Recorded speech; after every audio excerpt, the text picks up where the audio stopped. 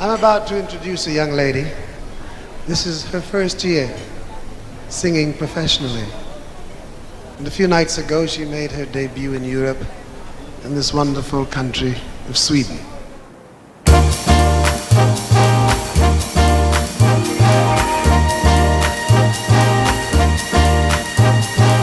Summer sun,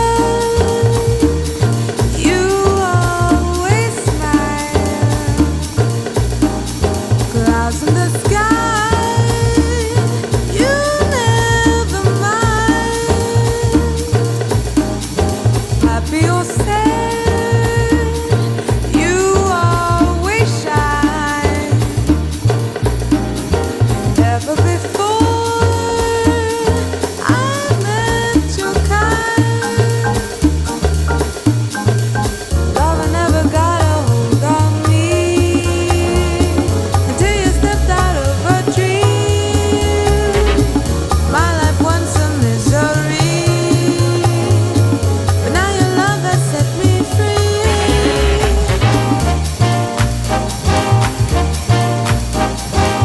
Summer sun,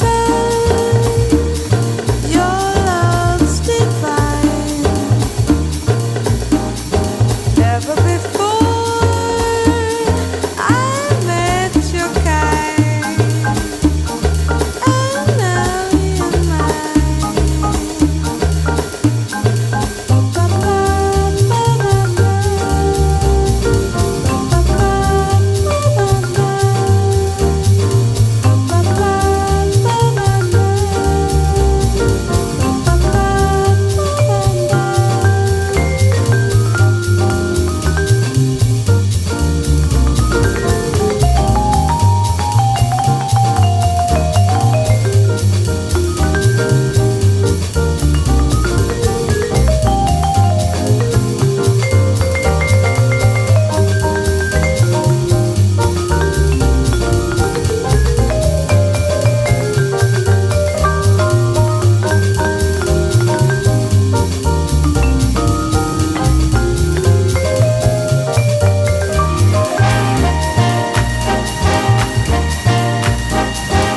summer sun,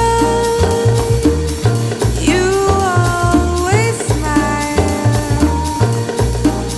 Clouds in the sky, you never mind. Happy or sad, you always shine. Never before I met your kind.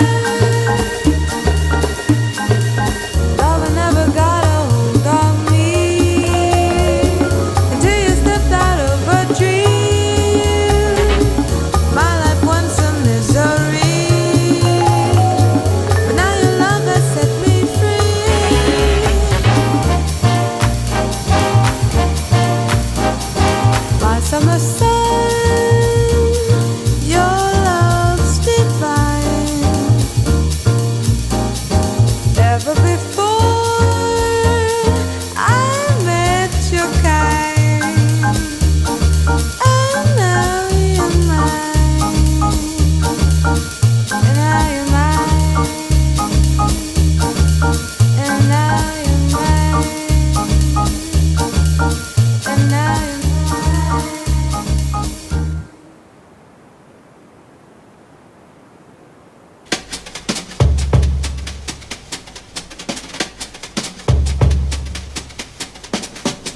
The reason I play so many, it sounds angry because I'm trying so many things at one time. You see, like I haven't sorted them out. I have a whole bag of things that I'm trying to work through and get the one essential.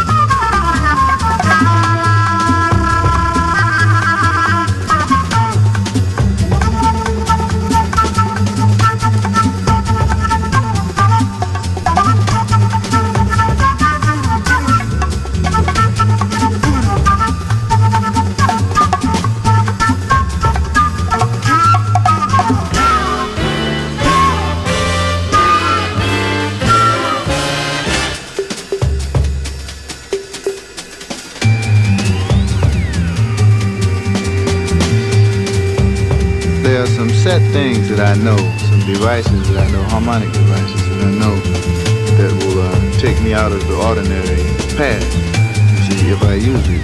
But I haven't played them enough and I'm not familiar with them enough yet to take the one single line to them. So I play all of them, you know, trying to acclimate my ears so I can hear.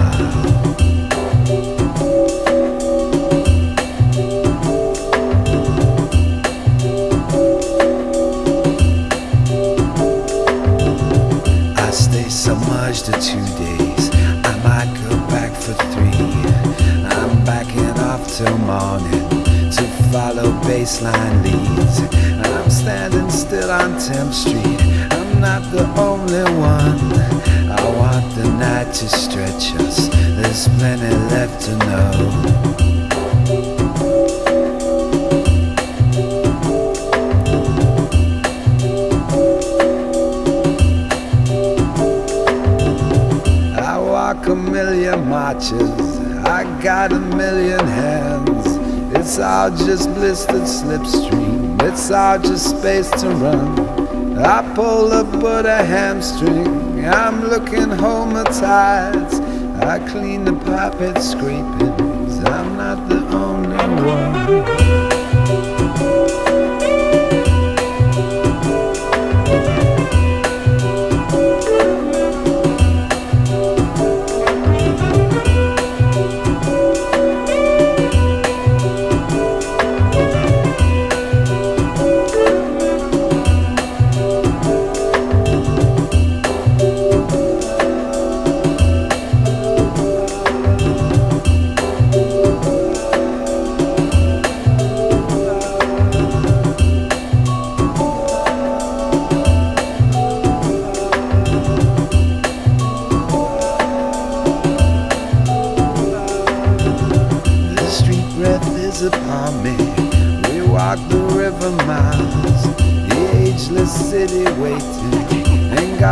Bus stop eyes, you're asking modern reason. She ran some freestyle flow. She's not the only one to. I'm not the only one.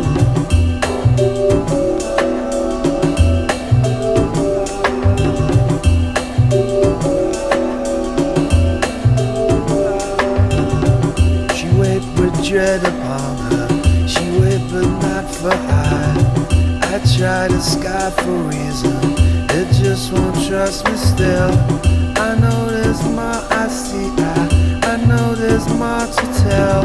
She wait down by the river, she knows what keeps it well. She knows what keeps it well. She knows what keeps it well. She knows what keeps it well. She knows what keeps it well.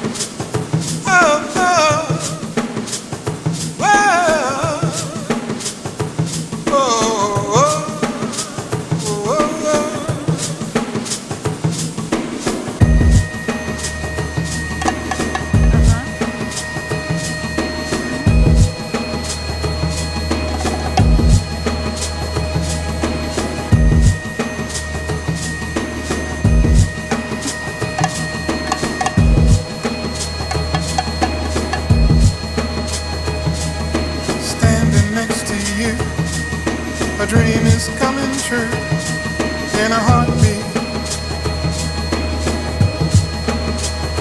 Okay, Tika, I am fine. I am fine. How does it I fit in finally my see the agenda? light in a heartbeat.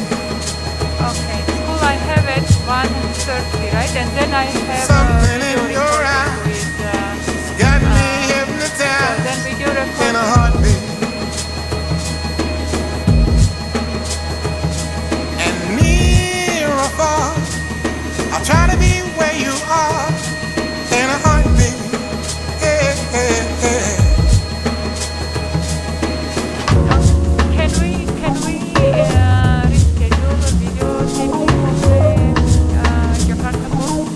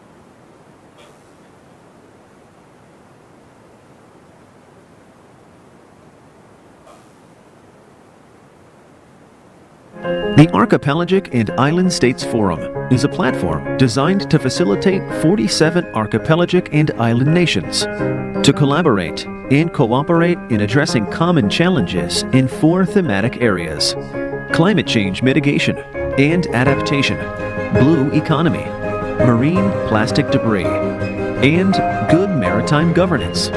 In 2017, the idea to establish the multinational cooperation framework among the archipelagic and island states was first iterated during the UN Ocean Conference in New York. In November 2018, Indonesia hosted the first ministerial meeting with 27 archipelagic and island states. The Archipelagic and Island States Forum was established by Manando Joint Declaration. In the following year, the second ministerial meeting adopted the final outcome with 25 AIS participating countries. To achieve our vision, we focus on 4 objectives which we translate into our programs. Create an open, innovative, and engaging forum. Provide a space to share and implement innovative and tangible programs. Promote collaborative efforts among stakeholders. And create opportunity through the blue economy. Ideation, implementation, and evaluation are the core elements to our solution framework in addressing the problems. In 2020, AIS Forum launched programs to drive innovation, which are AIS Joint Research, a collaborative applied research program affiliated with academic institutions in AIS countries with various topics related to the 4 areas of collaboration. The Innovator Scholarship Program, a fully funded exchange program for talented individuals from AIS participating countries who can demonstrate exceptional leadership quality and creative mind, and AIS Innovation Challenge, to find innovative ideas and breakthroughs that can help societies and businesses to be more resilient and adaptive during crisis situations. AIS Forum also launched AIS Blue Startup Hub, a platform to connect marine-focused startup in 47 archipelagic and island states across the globe. AIS Blue Startup Hub Mentoring Program was launched with 18 participating startups from 6 countries. As an effort to realize the smart, innovative solutions, AIS Forum also engaged with public audiences through online events in a form of trainings, workshops, talk shows, and discussions with various topics and stakeholders across AIS participating countries. In light of COVID-19 pandemic, it is important for archipelagic and island states to have a resilient economy. Therefore, AIS Forum Secretariat introduces programs which focuses on blue economy. As a form of its commitment, AIS Forum developed Blue Economy Development Index, or BEDI. This index will be used as a tracking tool to determine the current use of coastal and marine resources, and it can be used as a tool to meet the Sustainable Development Goals. Blue Financing Framework, or BFF, which provides a guidance for governments, financial institutions, philanthropists, and donors to align their investments with the blue economy principles and allow them to select a project to be financed in the blue economy sectors. Smart and innovative solution programs, such as sharing knowledge sessions with experts and representatives from AIS participating countries. Plankton, which was a competition to raise awareness in reducing marine plastic debris. Impact pitching, which connects startups, small and medium-sized enterprises, potential investors, and growth enablers to gain partnership. And Ending Plastic Pollution Innovation Challenge, which was a collaboration with Marine Plastic Debris Project from UNDP Indonesia to address marine plastic pollution in Southeast Asia. Many solutions to challenges that affect AIS participating countries in 4 main thematic areas and SDG 14 goals are produced through collaboration programs. These programs will explore opportunities through innovation and experiment that benefits on a local, regional, and international scale through sharing knowledge and experiences between AIS participating countries.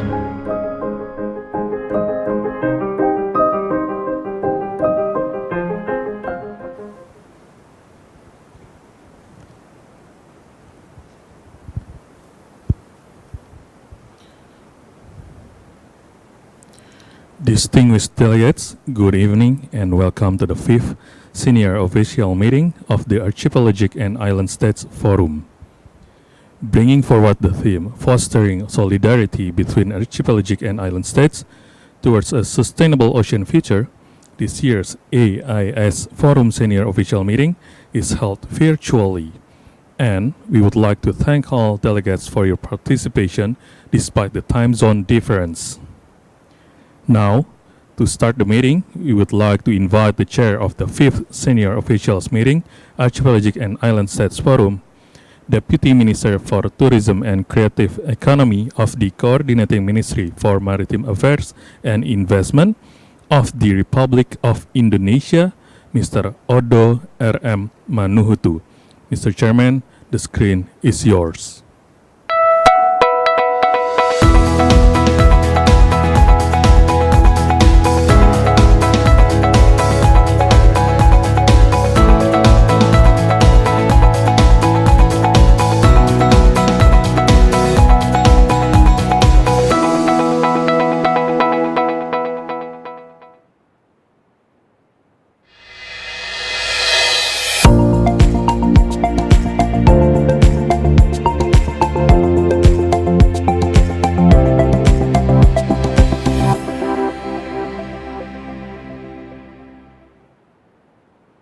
Okay.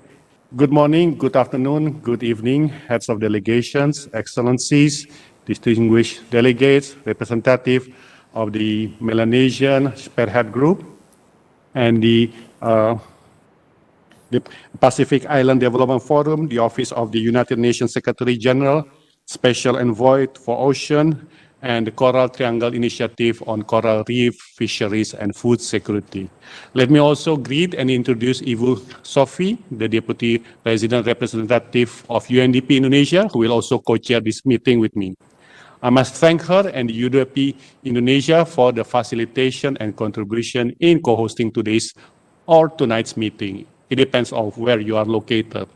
Ladies and gentlemen, on behalf of the government of the Republic of Indonesia, may I wish you and your loved one remain in good health and during this uncertain time and challenging time. It is our conviction that we will endure and pass these global challenges together. My warm greetings and appreciation for your participation on the 5th Senior Official Meeting of the AIS Forum. I am cognizant that due to the difference in time zones, some of you are attending this meeting in the midst of night. Meanwhile, some others have to prepare themselves in the early morning. We are broadcasting from Labuan Bajo, the land of Komodo dragons, and it's 8 p.m. here, while Ibu Sufi and her team is in Jakarta at 7 p.m. I'm happy to see everyone. It has been 2 years since the Manado Joint Declaration that marked the establishment of the AIS Forum. What we discuss and agree today will continue to guide the shape and trajectory of our collaboration. Let us hope for a successful virtual meeting. Should you experience any technical difficulties on your end, please let the Secretary know as you try to get back online. Ladies and gentlemen, last year, the Secretariat of the AIS Forum was officially established. The Secretariat that is now under the experienced guidance of UNDP Indonesia has already conducted several programs to facilitate the closer collaboration among archipelagic and island states in the 4 main areas of cooperation. Early in this year, the Secretariat launched 3 new programs, which include the Joint Research, Innovators Scholarship, and Innovation Challenge. Works also continue on the development of the Blue Economy Development Index and the Blue Finance Framework. This program will encourage innovation through research and development as well as entrepreneurship. A more detailed explanation on the program will be presented by the Secretariat. In light of the COVID-19 pandemic, it is more than important than ever to collaborate and find smart and innovation solutions, as no country is capable of facing a crisis situation on its own.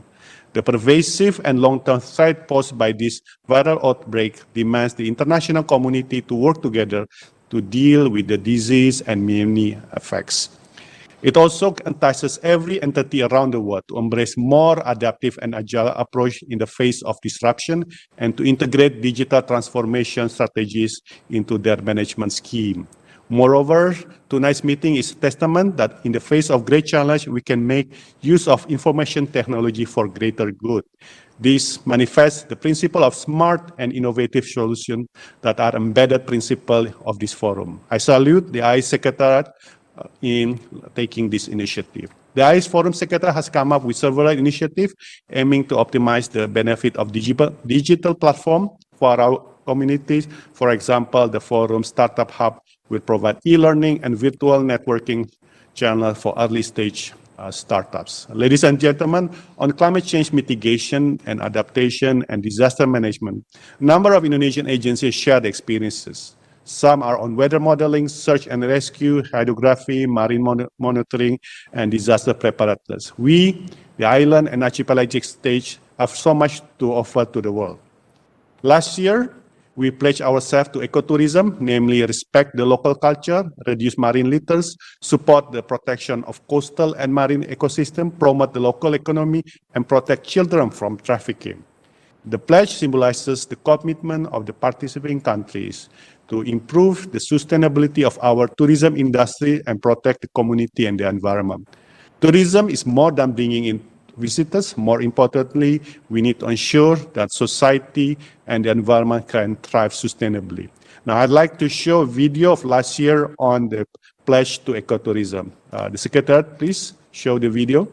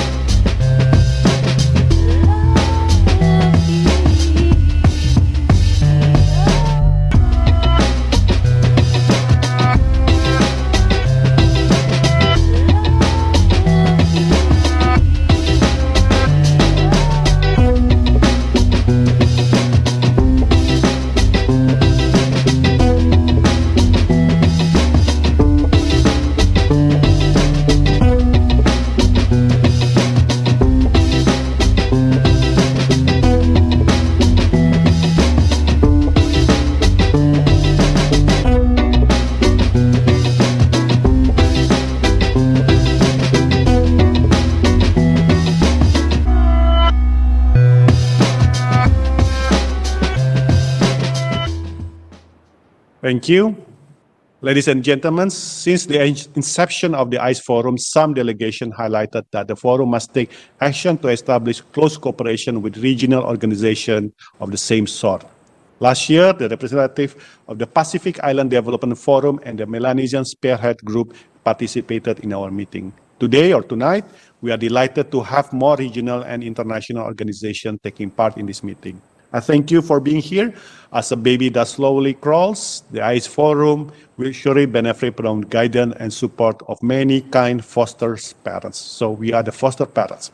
This year, the forum discussion, and if we could all agree, its action is going to be focused on 4 key themes, namely sustainable ocean development, blue economy strategic cooperation, blue digital connectivity, and ocean sustainability investment. We need to discuss the best way to balance the need for socio-economic development and the protection of the environment. We also need to find the best strategy to align the strategic direction and cooperation among stakeholders to unlock the full potential of the blue economy and create incentive to stimulate sustainable economic growth.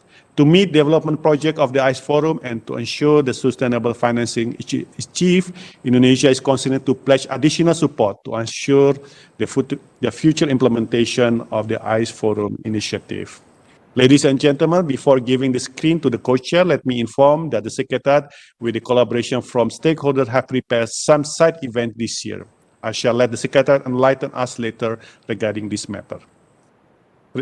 Related to the institutional development of the AIS Forum, the co-chair will explain in more details. I now would like to invite the co-chair to give her remark. Ibu Sophie, the Deputy Resident Representative of UNDP Indonesia, the screen is yours.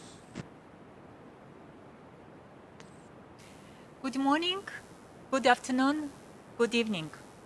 Bapak Odo Malhudu, Deputy Minister for Tourism and Creative Economy Affairs of the Coordinating Ministry for Maritime Affairs and Investment of the Republic of Indonesia, and the Chair of the 5th AIS Forum Senior Official Meeting.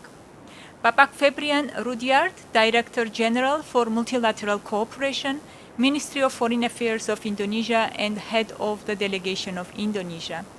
Distinguished delegates of AIS participating countries, representatives of the Melanesian Spearhead Group, the Pacific Island Development Forum, the Office of the United Nations Secretary General's Special Envoy for Oceans, and the Coral Triangle Initiative on Coral Reefs, Fisheries, and Food Security. Pak Ahmad Arsani, Head of AIS Forum Secretariat. Ladies and gentlemen, I also want to join Pak Odo in wishing you and your loved ones good health and spirit during these uncertain times. It is indeed a great honor for me to be here at the opening of the 5th Senior Officials Meeting of the Archipelagic and Island States Forum, which is organized by the Coordinating Ministry of Maritime Affairs and Investment of the Government of Indonesia and UNDP Indonesia. On behalf of UNDP, I would like to thank everyone for your kind presence at this meeting today. UNDP Oceans Action Hub estimates the global market value of maritime industries and coastal resources to be approximately 3 to 6 trillion US dollars. Failing to protect our oceans, such as by meaningfully addressing the impact of climate change, will have catastrophic social and economic consequences for people around the world.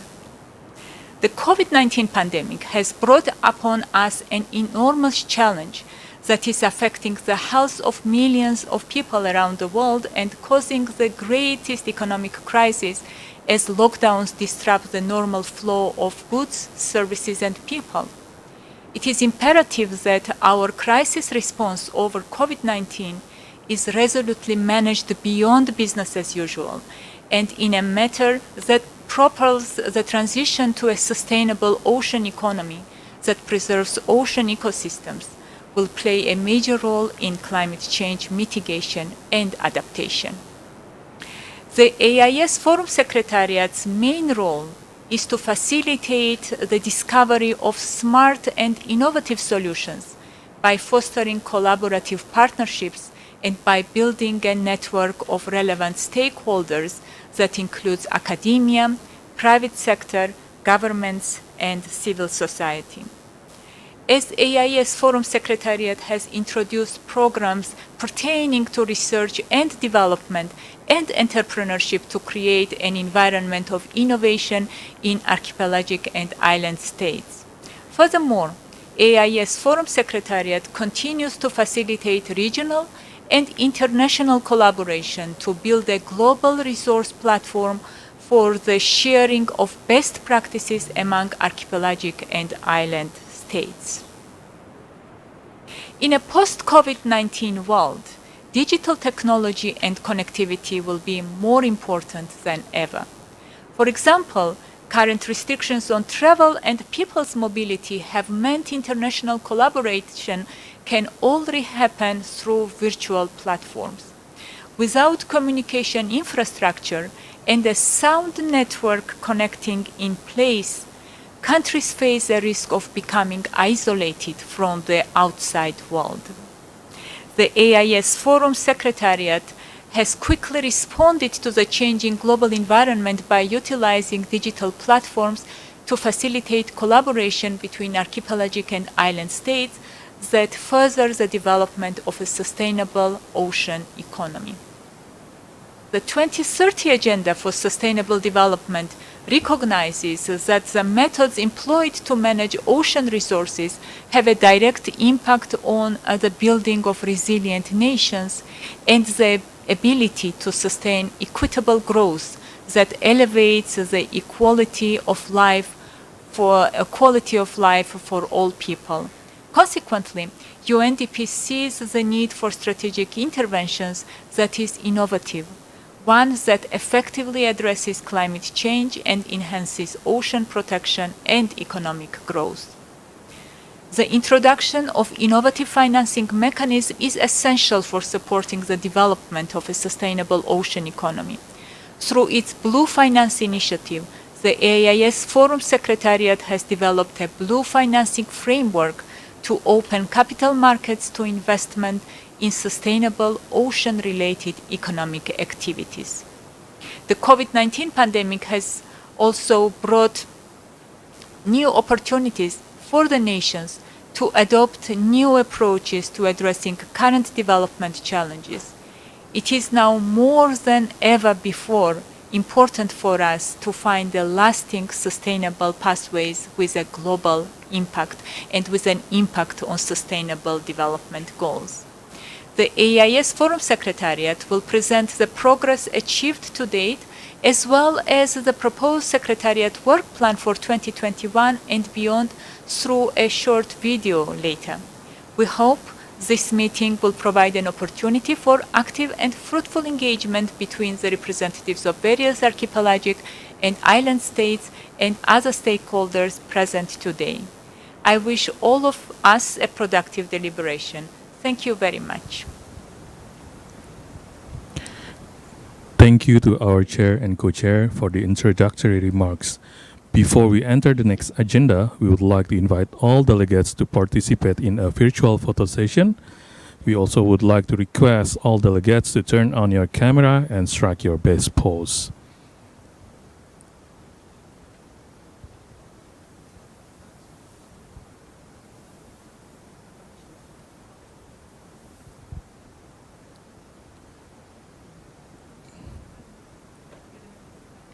Okay, once again, please, to all delegates, we would like to request all of you to turn on your camera because we are about to take a virtual photo session. Okay, now we can see all of your face at the studio. And then, ready? Okay. So we will count to 3. 1, 2, 3. Okay. Once again, 1, 2, 3. Okay, thank you very much. And now we would like to return the screen to the chair and to start the agenda item 2, adoption of the agenda.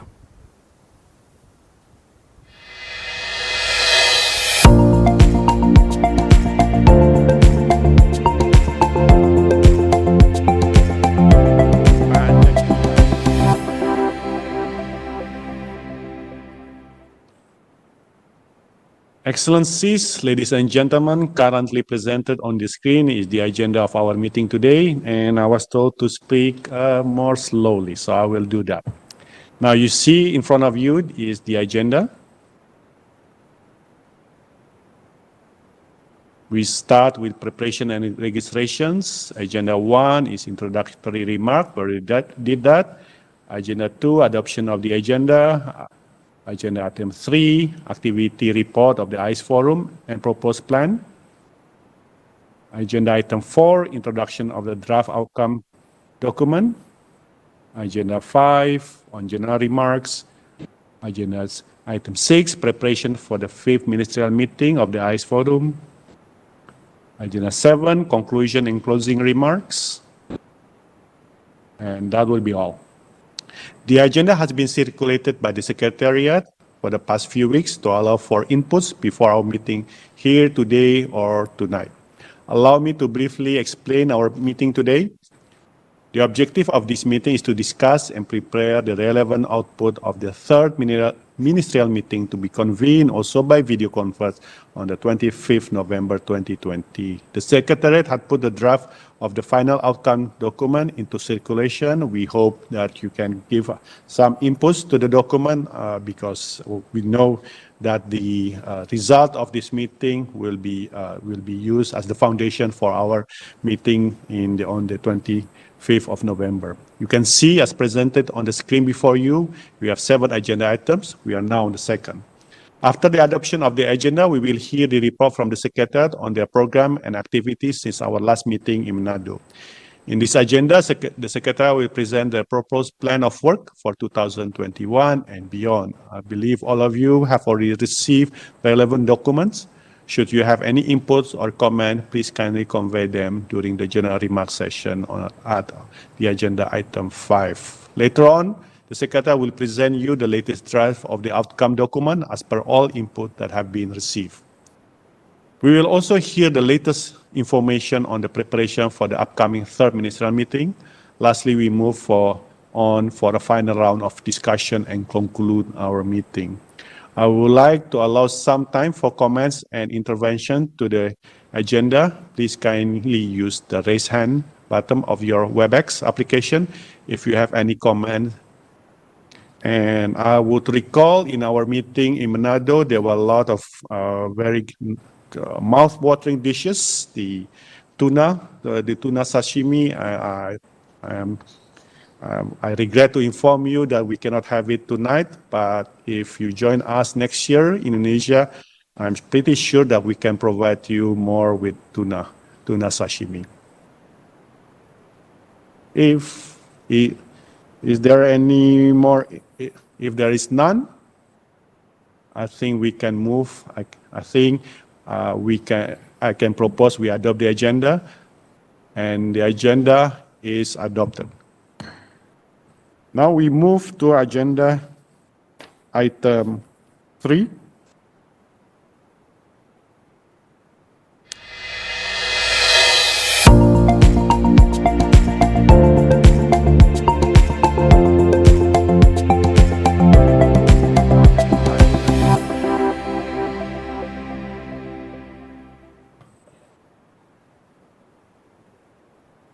Now I've been told that I need to speak a little bit louder, slowly and louder. Excellency, ladies and gentlemen, in this agenda session, I would like to invite the Secretariat to report on its program and activities in 2020 and also the proposed plan of work for 2021 and beyond. The representative of the Secretariat in Jakarta, the screen is yours. Excellencies, distinguished guests, ladies and gentlemen, allow me to present you the progress made by the AIS Forum Secretariat in 2020 and our work plan for 2021 and beyond. Throughout this year, the Secretariat has built a foundation that will enable us to achieve our objectives. Internally, we have established a clear direction and assigned roles and responsibilities that will allow our team to focus on our core programmatic areas: partnership, external communications, and operations. In terms of our programmatic initiatives, we have 3 key areas where we're currently focusing our activities in. They are research and development, entrepreneurship, and partnership and international collaboration. We believe that by creating a network of researchers and entrepreneurs, we can leverage their capabilities to generate innovation and forge a mutual partnership. This year, we have launched 3 programs. They are the Joint Research Grant, Blue Startup Hub, and Innovator Scholarship. The scholarship program is specifically designed to nurture a young generation in archipelagic and island states who possess talents and creative minds. We hope more AIS participating countries will join these initiatives to expand this program to create a network of young, talented islanders. We are now working with more than 30 startups, supporting 4 universities in archipelagic and island states that are conducting R&D in sustainable fishery and climate change mitigation and adaptation. And we've also awarded 2 scholarships for students from Madagascar and the Philippines. I hope more countries and people can benefit from the forum's programs in the coming years. In addition to that, we continue to develop our partnership and international collaboration with government authorities, as well as global and regional initiatives, and facilitate discussions with the forum's participating countries to share good practices among us. The restriction and limitation caused by the pandemic do not prevent us from reaching out to our stakeholders. Through our digital channels, we have conducted dozens of virtual events in a form of meeting, talk show, workshop, incubation program, and training. Now, Excellencies and distinguished guests, we are going to show our progress and work plan through the following videos. In the face of a global pandemic and changing climate, strong partnership not only allows the archipelagic and island states to synergize their resources, but also ensures the exchange of knowledge and good practices among them. The AIS Forum enables that synergy, as outlined in the Menando Joint Declaration and the final outcome of 2019. The AIS Forum, through its Secretariat, is designed to facilitate collaboration between governments, the private sector, philanthropists, media, academia, and research institutes, and NGO, or local organizations and individuals. This year, the AIS Forum Secretariat has been focusing its activities in building the foundation that will support and allow the organization to achieve its long-term objectives. The AIS Forum works in 4 thematic areas of cooperation, which highlight the main issues pertaining to archipelagic and island states.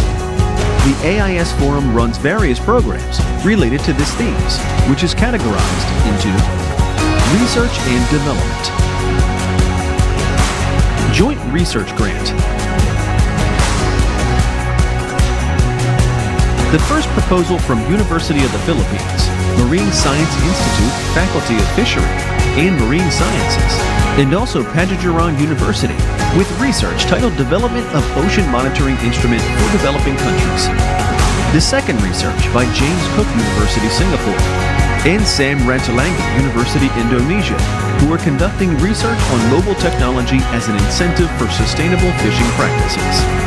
The Blue Economy Development Index, or BEDI. In 2019, BEDI framework was launched in the second Ministerial Meeting of the AIS Forum. In 2020, calibrating with researchers, the index development process has managed to collect, analyze, and produce BEDI for 10 archipelagic and island states. Entrepreneurship. The AIS Forum Secretariat launches the AIS Blue Startup Hub. The AIS Blue Startup Hub, which is a platform that connects all startups, startup communities, incubators, accelerators, and venture capital in AIS participating countries.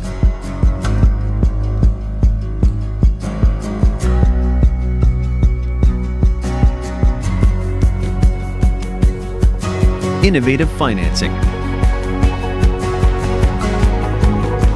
The AIS Forum Secretariat, partnering with Government of the Republic of Indonesia, the Innovative Financing Lab of UNDP, and DBS Bank Singapore, are developing Blue Financing Strategic Document. The team is also developing a Blue Bonds and Blue Sukuk framework. Partnership and international collaboration. One of the roles of the AIS Forum Secretariat is to facilitate closer collaboration between archipelagic and island states in the 4 areas of cooperation. It seeks to achieve that objective through several key activities, such as facilitating bilateral or multilateral meeting or discussions between archipelagic and island states or other regional and global initiatives, providing technical aids in form of smart and innovation solutions, and establishing partnerships at a regional and global scale. In this sector, AIS Forum has run several programs, including the Innovator Scholarship. In 2020, the AIS Forum Secretariat has awarded the scholarship to 2 candidates from the Philippines and Madagascar. The AIS Forum Secretariat also establishes close collaboration with the Government of Indonesia, AIS participating countries, and global or regional organizations in developing smart and innovative solutions. Smart and innovative solutions on climate change mitigation and adaptation and disaster management.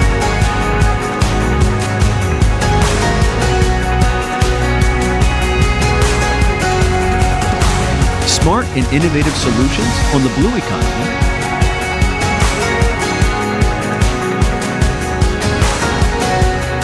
smart and innovative solutions on marine plastic debris,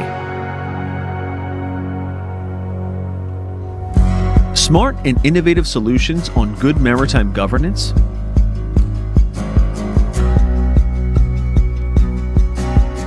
throughout 2020, the AIS Forum Secretariat has implemented various events in collaboration with various stakeholders from the AIS participating countries.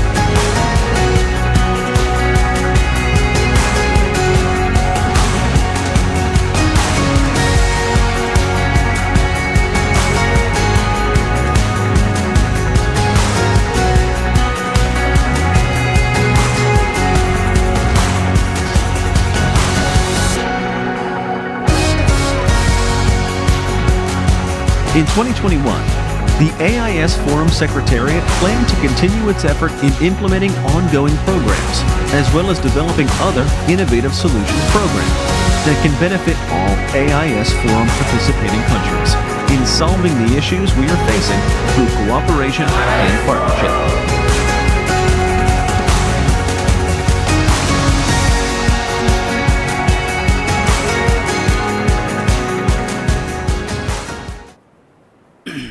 As a platform to foster collaboration and enable innovation, AIS Forum has the roles to facilitate collaboration in addressing challenges in 4 main thematic areas, develop concrete actions for innovative solutions, encourage integrated approach for maritime and ocean governance, create synergy and implement good practices among archipelagic and island nations. In 2021, the AIS Forum has mapped several plans to increase the collaboration and partnerships among the AIS participating countries to further identify innovative solutions to the common challenges faced by the archipelagic and island nations. In research and development, the AIS Forum will continue to allocate resources to support not only research and development, but also demonstration of solution prototypes that could potentially be scaled up. Conduct thematic research with universities and research institutions to enhance the adaptation and resilience of archipelagic and island states. The AIS Forum Joint Research Program will also complete the R&D initiatives with the current 2 research teams. Main R&D initiatives include Joint Research Grant and Blue Economy Development Index, BEDI, to implement an online platform and collect data from AIS participating countries.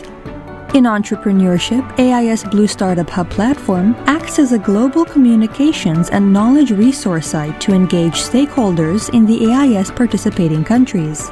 AIS Blue Hub website, AIS Blue Hub Innovative Solutions, Ideation, Innovation Challenge, AIS Blue Hub Womanpreneur, and AIS Blue Challenge. AIS Blue Hub Incubation 2.0. In Blue Financing, AIS Forum has the Blue Financing Initiative, which comprises of 3 activities: development of strategic document and framework, dissemination of information and public discussion, and project selection and financing. Future development implement pilot project with AIS partners to identify projects in the blue sector that can be financed by a blue bond or sukuk. In partnership and international collaboration, As a platform for concrete cooperation between archipelagic and island states, the forum is expected to build cooperation within the framework of partnerships through capacity building and development programs that can produce smart and innovative solutions, translating challenges into opportunities.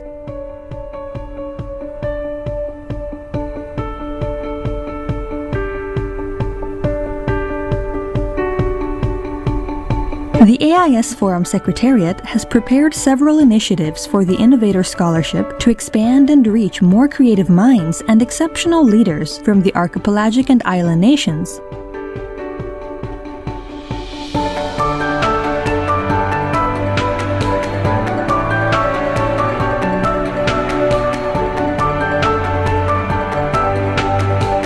The AIS Forum will also hold the Startup and Business Summit, which will focus on create strong cooperation between business stakeholders and facilitate exchange of knowledge among participants, and the first high-level meeting which will invite the heads of state or government from AIS countries.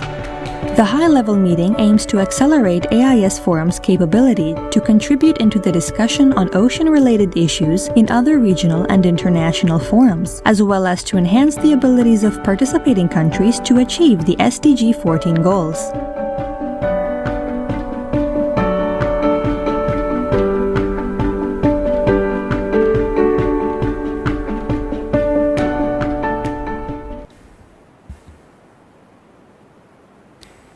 I'll give the floor back to the chair.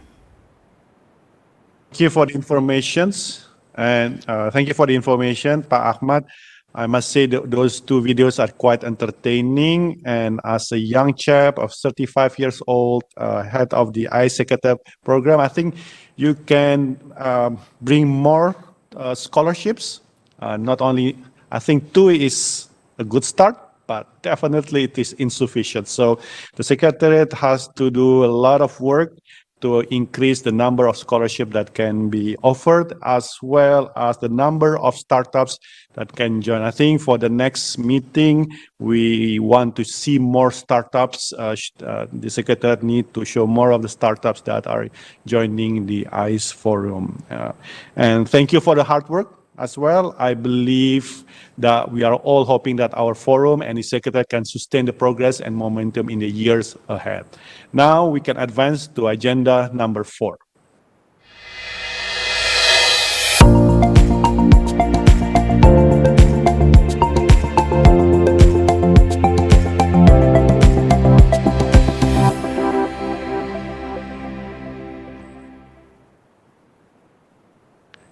Excellencies, ladies and gentlemen, now we have a short session to review the latest draft of the outcome document that I hope we all can contribute and propose to our ministers for adoptions when they meet 2 weeks from now.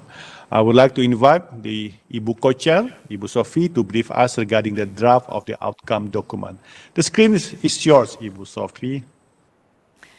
Thank you very much, Mr. Chair. Allow me first to join you in congratulating and appreciating the great work of the AIS Forum Secretariat despite very challenging circumstances. Excellencies, ladies and gentlemen, now we are going to discuss the latest draft of the outcome document. As you can see, the draft is currently displayed on your screens. The draft outcome document acknowledges the establishment of the AIS Forum Secretariat and the progress it has made since the second ministerial meeting. The document also recognizes the commitment of the AIS Forum to foster collaboration and solidarity between archipelagic and island states, especially during these turbulent times. The draft document also requests the AIS Forum Secretariat to continue its work related to the implementation of critical programs and activities, as well as to keep identifying innovative methods for addressing the shared development challenges and opportunities of archipelagic and island states. Lastly, the document outlines the invitation for all the participating countries of the AIS Forum to attend the high-level meeting of the AIS Forum that will be rearranged in 2021 at the level of heads of state of government. Thank you. Now I will return the screen back to Mr. Chair. Thank you, Co-Chair Ibu Sophie. Now, if you have some comments and inputs to the draft outcome, you can do so in our next agenda. Now we can move to agenda number 5.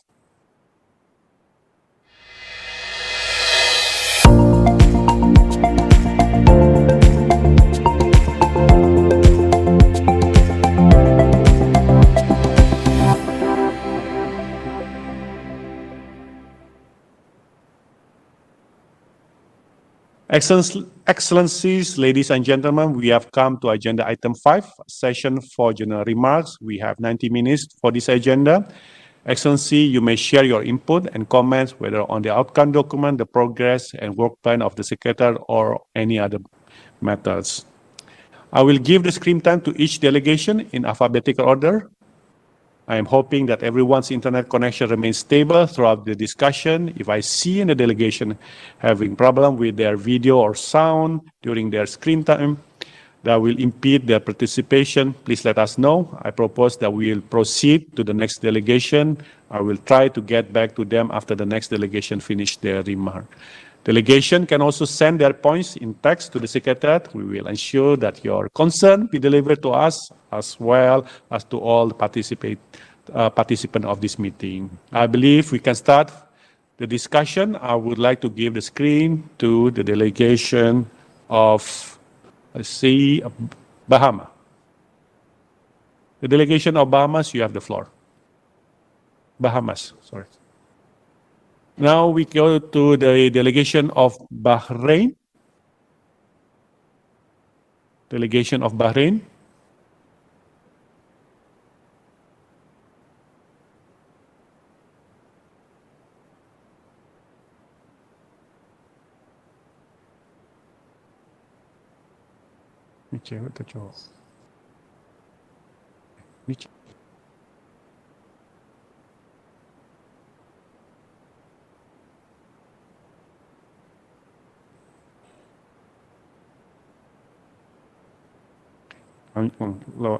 Lanjutin aja. Okay. Nyalain dong. I think we have some a little bit of technical glitch, but we will return to the delegation Bahrain later on. I asked the delegation of Belize. Now we move to the Union of Comoros.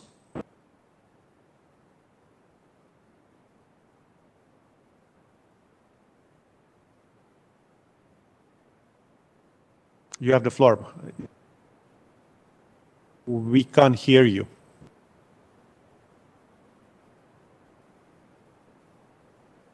Hear me now? Loud and clear. Okay, great.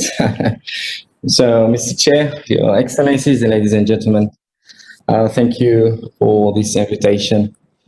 The Union of Comoros is actually very, very delighted to be part into this forum. We're very delighted to participate in this 5th senior official meeting, Archipelagic and Islands Forum. As I have been listening to previous speakers, I think there's the term innovation that is still being raised many times here. So I think that a lot has been done anyway, but there's still a lot, many challenges that have to be, we have to overcome. Therefore, we are really encouraged by the leadership of the UNDP in Indonesia, and also for the government of Indonesia for all the works that it's been doing to make this forum moving forward. So we are still gonna work with the Secretariat, and we hope that we can share our experience and also our insights in the future meetings. Thank you. Thank you, the delegation of the Union of the Comoros, for your inputs. I would like to call on Cyprus.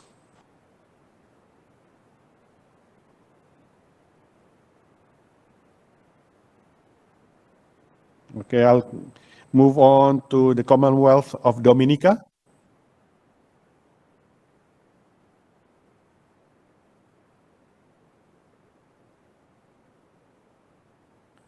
Mr. Habibullah Ben Daud.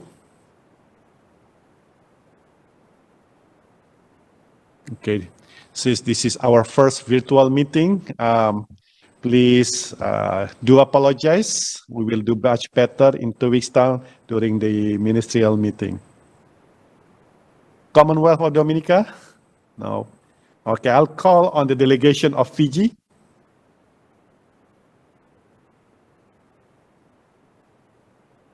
Fiji, Pak Isak.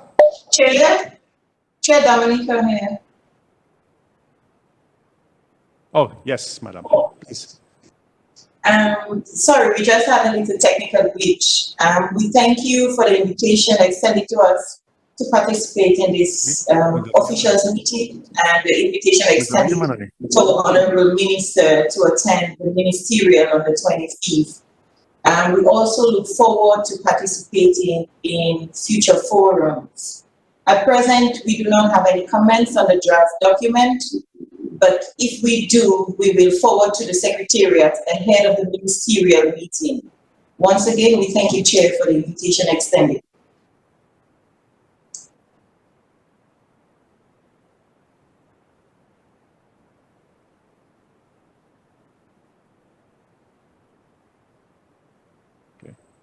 Thank you for representative of the Commonwealth of Dominica.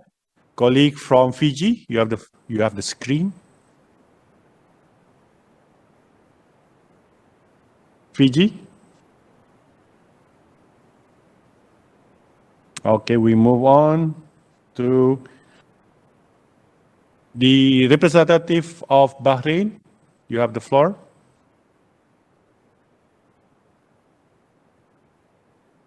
Okay, we wait for another 15 seconds to the delegate of Bahrain. Definitely this virtual meeting is a challenge, but I think we can overcome it in 2 weeks' time. And Madam, you mentioned about input. Yes, we will. Hello. Yes. Yes, sir. Hello. Yes, we can hear you, Pak Isak.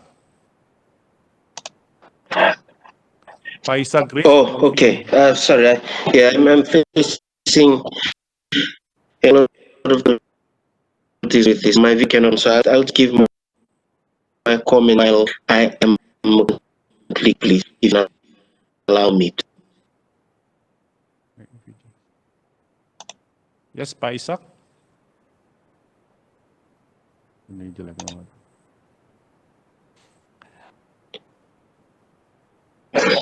Okay. Thank you. Thank you, Your Excellency, Chair. Honorable Excellencies, ladies and gentlemen, I'm honored just to quickly deliver this statement on behalf of the government, Republic of Fiji, and to extend the warm greetings and the well wishes, government of the Republic of Fiji, to this important event. I think outset, I just want to thank and congratulate the government for organizing this virtual meeting, challenging as it is, but the commitment for the Indonesian government to carry on the vision of the AIS Forum Secretariat, that was for important thematic theme group are relevant to the archipelagic island states who are participating today. Thank you so much for this opportunity. I think the momentum that has last previous years, ever since the inauguration of the consistency theme of relevance has been our discussions and also the so for the event has to meet but the last commitment is that my government so that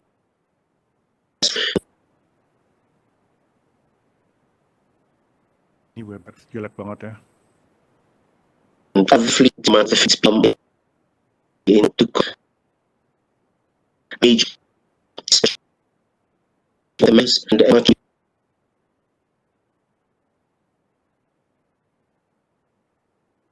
extinction of our ecosystem and our environment. We the national government, its people as well, and the relevant organization institutions, just to work together to realize the SDGs, and in particular the protection of our ocean, our resources for future generations. So, just the climate change is a common in terms of its threat to all the member states.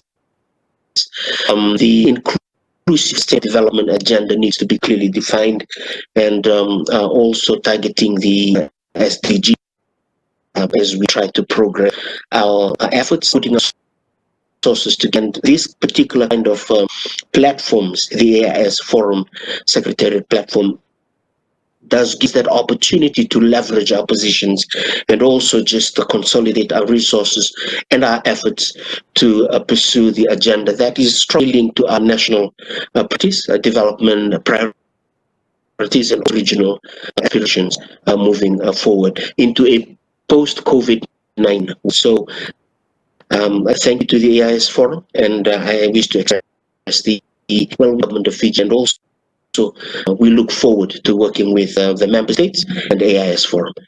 Thank you so much. Terima kasih banyak. Of Fiji. Now I call on Guinea-Bissau.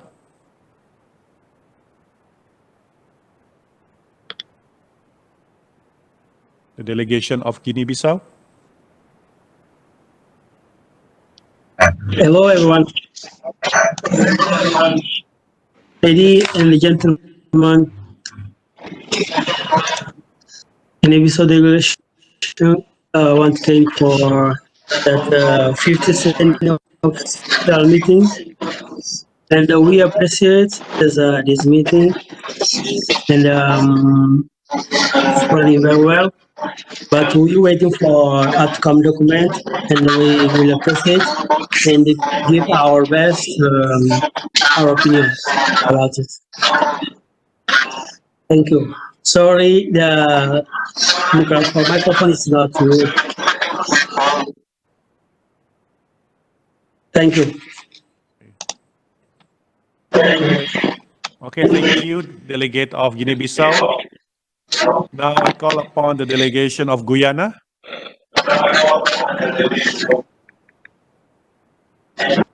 Guyana.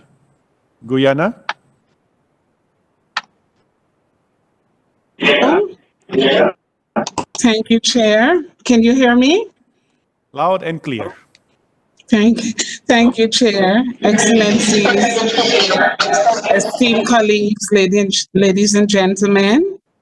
I would like to read a statement on behalf of Guyana. I wish to congratulate the government of Indonesia and the AIS Secretariat for hosting this 5th senior official meeting under the theme Fostering Solidarity between Archipelagic and Island States towards a sustainable ocean future. Thank you for extending an invitation to Guyana to be part of such an important event.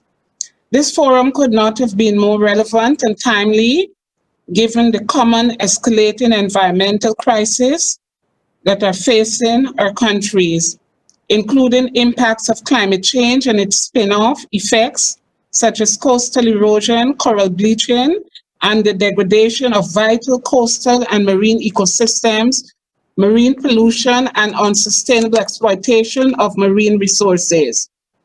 Goal number 14 of the Sustainable Development Goals reminds us that the ocean drives global systems that make the earth habitable for humankind and biodiversity. We therefore have a duty to create and implement effective and efficient measures that will aim to protect and sustainably manage our interactions with the marine environment.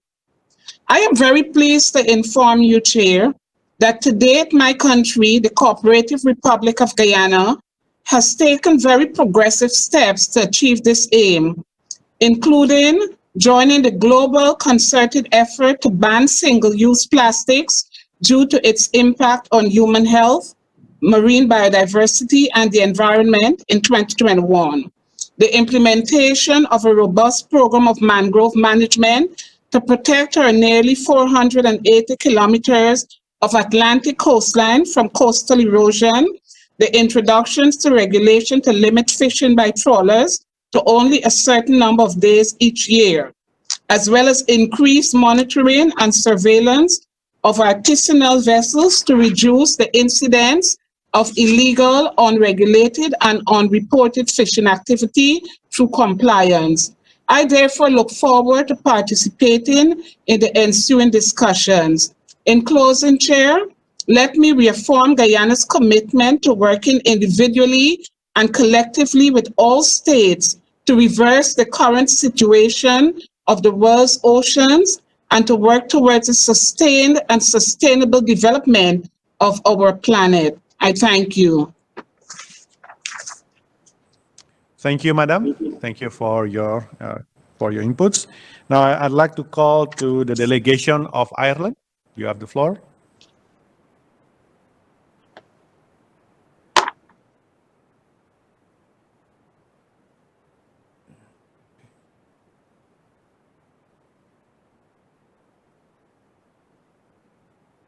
Good afternoon. I hope you can hear me.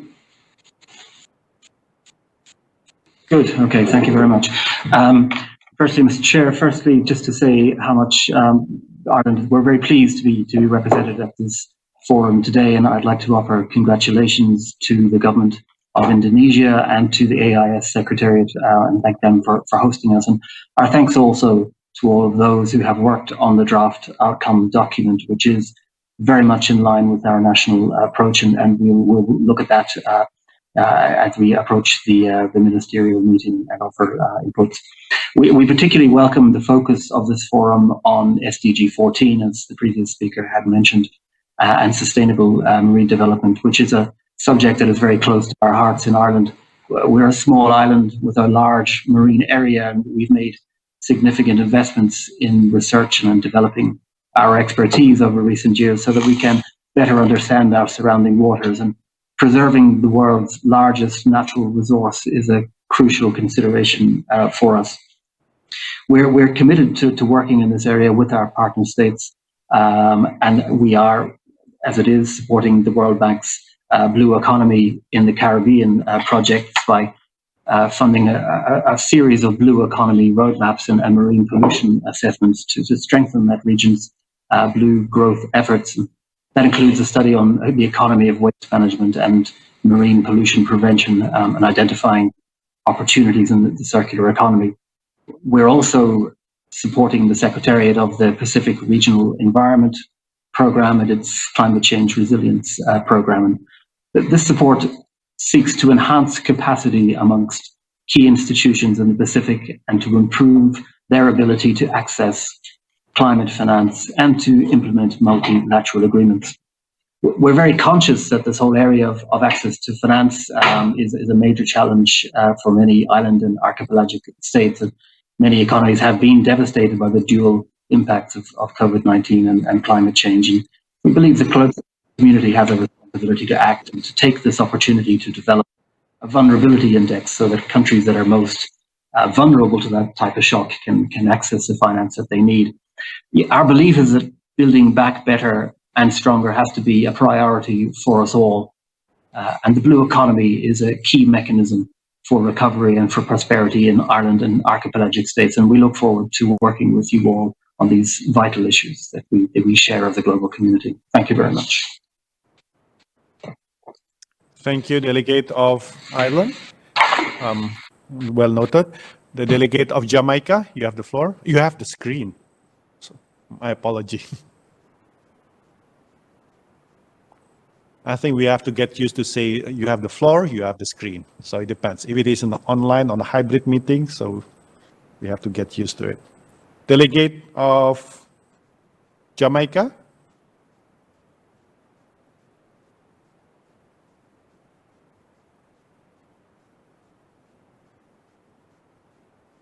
Ten seconds of delay. Apology for that.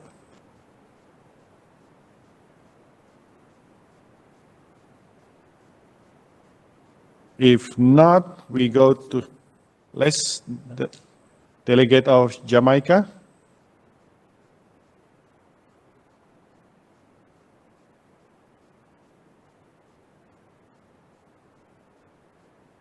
Let's go to delegate of Japan.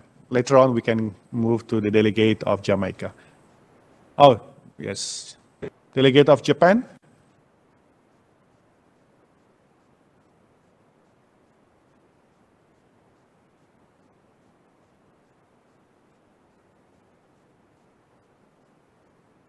Thank you, Chair. Thank you, Chair. Can you hear me? Oh, thank you, Chair. Thank you for inviting us, and thank you for convening such a meeting, even in the unclear situation of COVID-19, for the Secretariat of AIS and the UNDP, and also the government of Indonesia. We appreciate and we value the four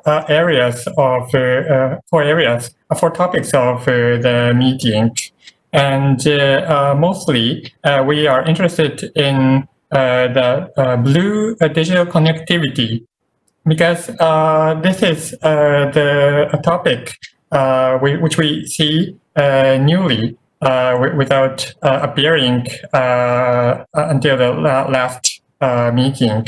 So we would like to share, and we would like to ask and share our more profound image of the blue digital connectivity to address in solidarity.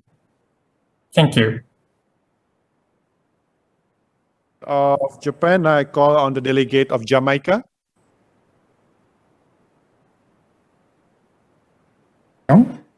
Loud and clear, yes, thank you. Excellent.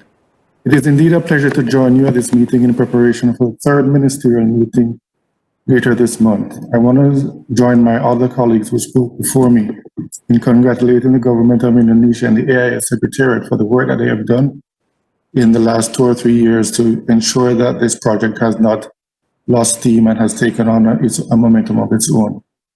The manner in which this year has unfolded has had no equal, and we can only hope that by our concerted actions in whatever part of the globe we find ourselves, we can reduce the impact and begin to launch new, bold, and innovative strategies to emerge from this crisis. The ambition of this forum expressed in the Manado Declaration speaks to collaboration to address our common challenges, which have been highlighted by previous speakers, all of which have been compounded by a pandemic in 2020.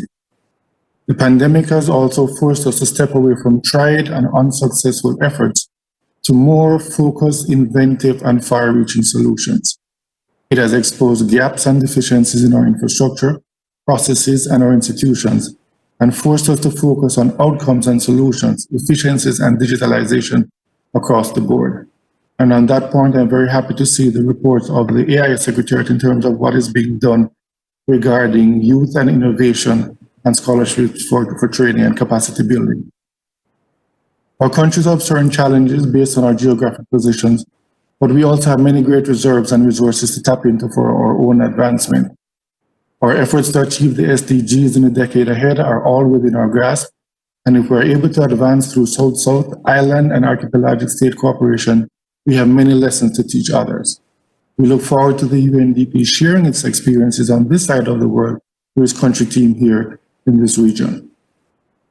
For the most part, we must stabilize our economies, protect the most vulnerable, and move towards job creation and economic growth, harnessing the resources we have at our disposal. The resources of our renewables in the green recovery, the potential untapped within the many facets of the blue economy, and of course our orange economy and the stories of our culture and unique ways of life provide us with the most powerful elements on which to relaunch our economies and move forward. How we create room for dialogue and cooperation first begins at the local levels, as the AIS Secretariat has shown. Thereafter, we must gradually expand to national and regional, utilizing forums such as this AIS and maintaining a strong role for multilateral dialogue. We must continue to commit to sharing our best practices, technologies, and techniques developed by our own peoples and constantly build our own capacity in STEM, accelerating research and development, and encouraging innovation at all levels. We have the resources, we have the people, the desires, and this is the moment. We must continue to act with focus and determination. Thank you very much, Mr. Chairman. Yeah, thank you, delegate of Jamaica. Now I call on the delegate of Madagascar. You have the screen. Thank you, Mr. Chair. Do you hear me? Yes, loud and clear. Thank you. Good morning, good afternoon, and good evening, Your Excellencies, distinguished delegates, ladies and gentlemen. It is in my capacity as the representative of the Republic of Madagascar that I take the screen today to make our remarks. In the beginning, I hope everyone is doing well with this time of COVID-19 pandemic. We are already very grateful to the AIS Forum Secretariat, the Government of Indonesia, and UNDP Indonesia for inviting us to this meeting to prepare the third ministerial meeting of the AIS Forum entitled Fostering Solidarity between Archipelagic and Island States for the Sustainable Future of the Ocean.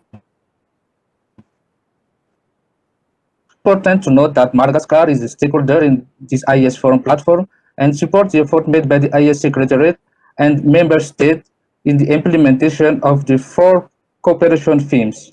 In advance, we would like to approve the themes of a discussion for the ministerial meeting that converge and align perfectly with our policy of developing ocean governance and promoting the sustainable blue economy.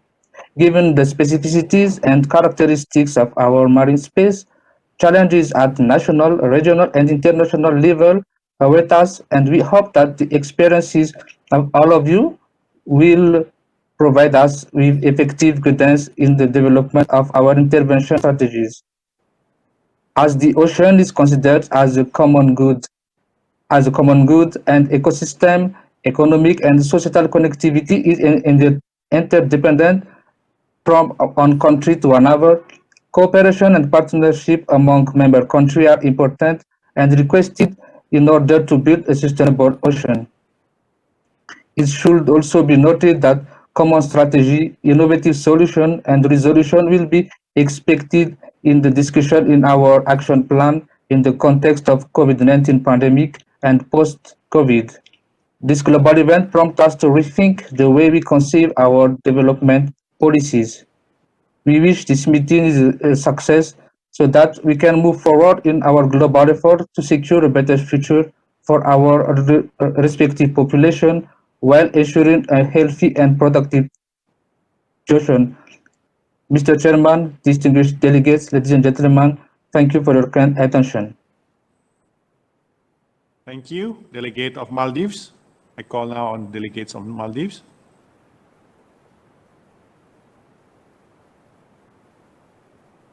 Well, thank you, Chair. At this juncture, we don't have anything specific to share. We will be making an intervention during the ministerial meeting on 25th November.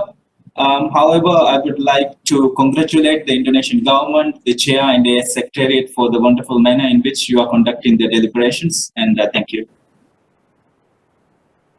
With Susin and your support. Thank you. Now I call on delegation of Malta. Can you hear me? Yes, very much. Thank you very much. I am the High Commissioner of Malta in New Delhi, India. I really wish to thank you for the organization. I'm really impressed by the nice way which even your staff have been treating everyone and me in my case. So, Honorable Coordinating Chair, distinguished co-chair, excellencies and colleagues. I wish to thank our Indonesian hosts for convening this virtual gathering in spite of the difficult global climate. 2 years since the Manando Declaration, the AIS Forum continues to prove its effectiveness as a critical forum where archipelagic and islands nations come together to exchange knowledge and experience on topics of interest, and seek smart and innovative solutions to common challenges, bolstering multilateralism in the process. This is especially important in the context of the COVID pandemic, which is causing severe disruption and is at the same time showing us how important it is to keep working towards a long-term policy framework to stimulate sustainable ocean economies. As archipelagic and island nations, our livelihoods depend on this. We are committed to work together and to move forward together. And in this regard, dear Chair, I wish to thank once again our Indonesian hosts for the excellent outcome document. We welcome the focus on strengthening the resilience of archipelagic and island states on innovation and connectivity. The growing effects of climate change on traditional and emerging sectors of our ocean economies is undeniable. I therefore wish to take the opportunity to highlight the increasing relevance of water management for archipelagic and island nations. Water is a critical resource of our nations and for our economies. And if I may add, this is me speaking, it is also a human right.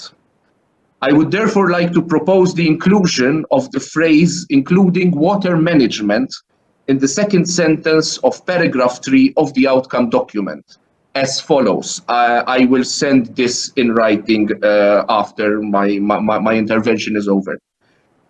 We propose recognize the importance of promoting adaptation and resilience at the local level to address global issues such as climate change, biodiversity loss, and marine pollution.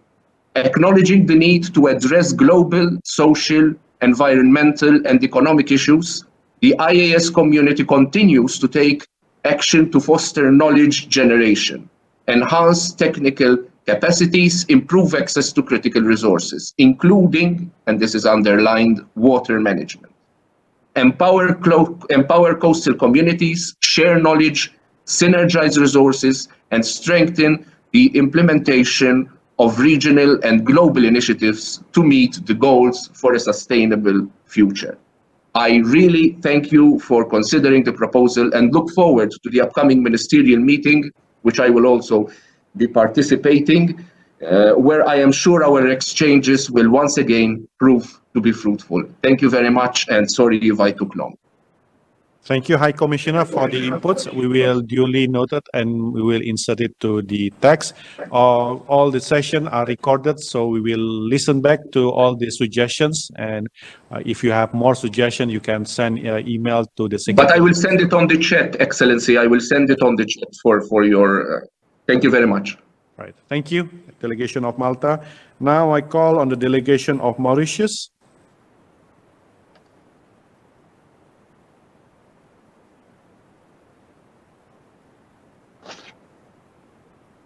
Delegation of Mauritius, you have the screen.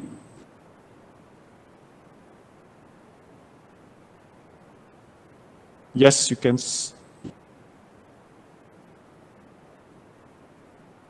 We can't hear you. Can you?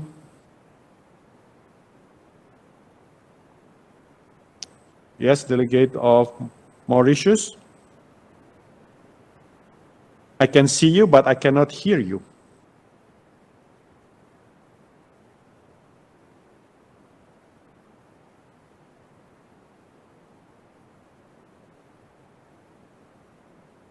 Mauritius delegate. Well, maybe we can move to the delegate of New Zealand. We will return to. All right, we can listen to you. Yes, Mr. Yes, sir. Yes, thank you, Chair. Excellencies, ladies and gentlemen, greetings from Mauritius. I'm sorry for this small mishap at the beginning. Allow me, as other speakers have done before me, to thank the government of Indonesia, the UNDP, and the AIS for this meeting, for this virtual meeting. Mauritius is delighted to be participating in this meeting of AIS. I'm particularly honored to join this forum on behalf of Mauritius. As an island state and a large ocean economy, Mauritius has a lot of commonalities of interest with the rest of the membership. Together, we should be able to share best practices on matters of particular interest to archipelagic and island states, especially in the current times of uncertainty and existing challenges that negatively impact our economies. And I'm here referring to, in particular, the tourism sector, which is one of the mainstay of the economy of Mauritius, which is unfortunately highly impacted, like many of our colleagues here represented. So Mauritius intends to build upon its relationship with the AIS and all of you here present today, and to contribute meaningfully in advancing the agenda of our group. I thank you for this opportunity, and I yield back the screen to you, Chair. Thank you.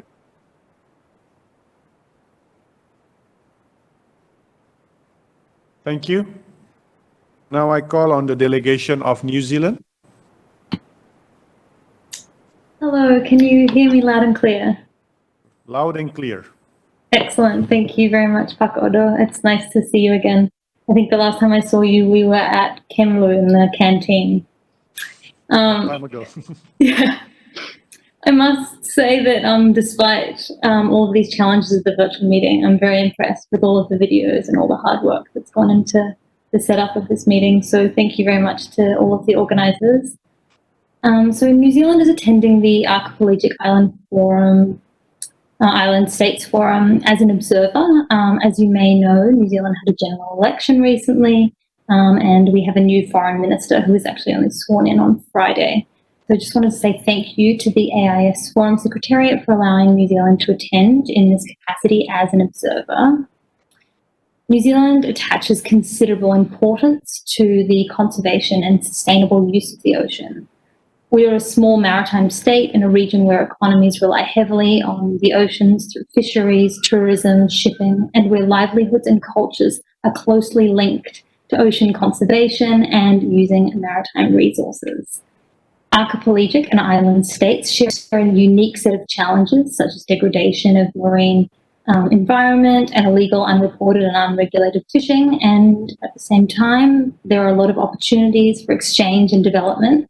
So New Zealand supports international collaborative action focused on oceans and climate change. And these issues transcend borders. And the key is to continue to cooperate through relevant international and regional groups. So I think our only comment for today is that we're noted as an observer in the statement, and I look forward to working with everyone in the future. Terima kasih. Thank you. Thank you for your input. I call upon the delegation of Papua New Guinea. Delegation Papua New Guinea, yes, you have.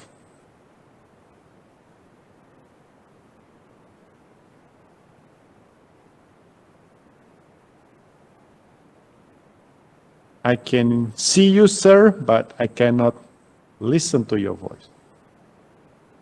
Can you hear me? Yes. Yes. Excellent. Okay. Good evening, distinguished representatives and delegates. And thank you, Chair, for giving me the opportunity to make a few remarks on behalf of Papua New Guinea. Let me also thank the government of the Republic of Indonesia and the AISF Secretariat and UNDP Indonesia hosting this fifth AISF meeting under a new format in the wake of the COVID-19 pandemic. The relevance of this year's theme, fostering solidarity between archipelagic and island states towards a sustainable ocean future, is very fitting given the challenges we face as archipelagic and island states. It reminds us of the importance of the ocean, the source of our livelihood. With the onset of the coronavirus, there is a need for our active and collective efforts in addressing the challenges of ocean sustainability and climate change mitigation. The oceans is our livelihood. The biggest threats the oceans are facing today are climate change, global warming, rise of sea levels, and pollution. The archipelagic states and small island states are under this threat. Climate change, global warming, rise of sea levels, and pollution. Climate change is still greatest threat to their livelihoods, security, and well-being of people living along the archipelagos and island states in the oceans. The Pacific Ocean, the largest ocean in the world, is vulnerable and exposed to all kinds of pollution. There are 25,000 islands in the Pacific Ocean, and they depend entirely on the ocean. The ocean is our source of livelihood. The pollution of the will affect the livelihood of the people. The Pacific Islands Forum leaders summit last year, but a firm resolution to seriously address climate change and protect the ocean. The theme for the meeting was securing our future in the Pacific, which is in a way similar to the theme for the 5th AIS meeting. Papua New Guinea has developed its national oceans policy. It is a 10-year policy. The purpose of this policy is to ensure sustainable development from the use of our oceans and its resources and achieve development outcomes and aspirations for the people as well as to protect it for future generations. Papua New Guinea is also a member of the Small Island Developing States and our Oceans Conference. These two groupings also advocate on climate change, marine pollution, and sustainable development and blue economy.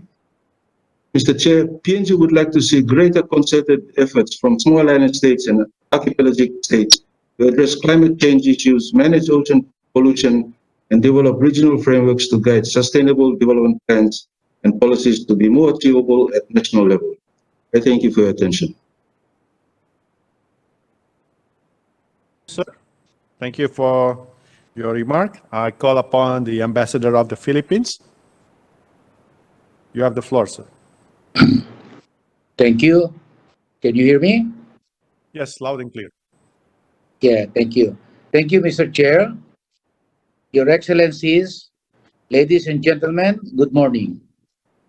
On behalf of the Philippine delegation, I wish to thank His Excellency, Mr. Luhut Binsar Panjaitan, the Coordinating Minister of Maritime and Investment Affairs of the Republic of Indonesia, for the excellent online arrangements made for the convenience of the Philippine delegation and the other delegations.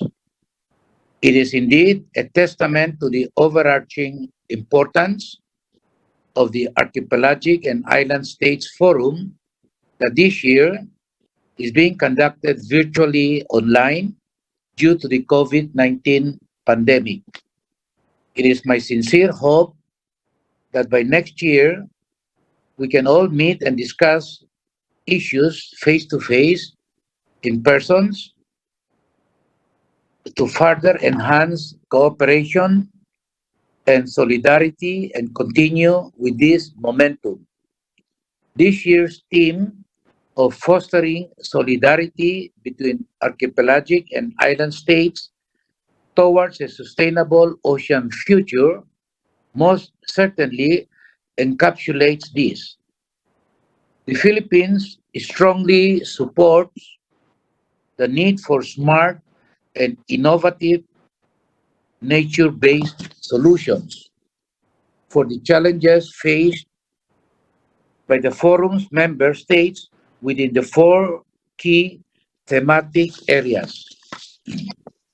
The Philippines, as one of the largest archipelagic states in the world, comprising some 7,500 islands, knows the importance of the sustainable use of marine resources.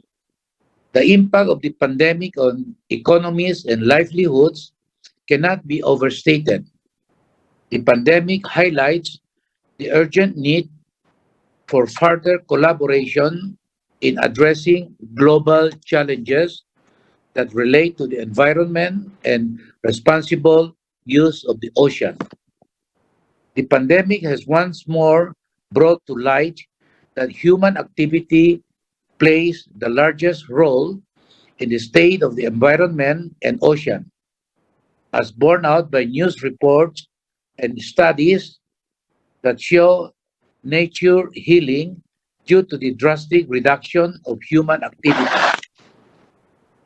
With this in mind, we as member states of the AIS Forum have the opportunity to deliberate, discuss, and craft innovative and sustainable solutions in the blue economy in the areas of fisheries, ecotourism, and marine renewable energy that could help propel our economies in a more viable way. The Philippines is confident that this forum will play a significant role in unlocking the full potential of our oceans through a blue economy strategic cooperation that will include collaborative discussions, programs, and partnerships that will benefit us all.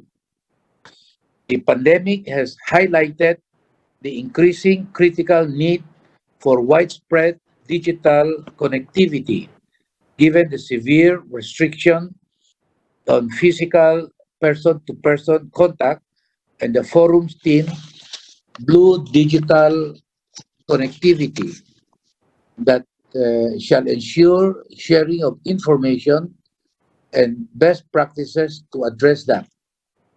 As we all know, digital connectivity stands out as the most important requirements for a sustainable economic future, and it is incumbent upon us to help develop digital strategies with stakeholders in enhancing and spreading digital connectivity for our shared prosperity and common destiny.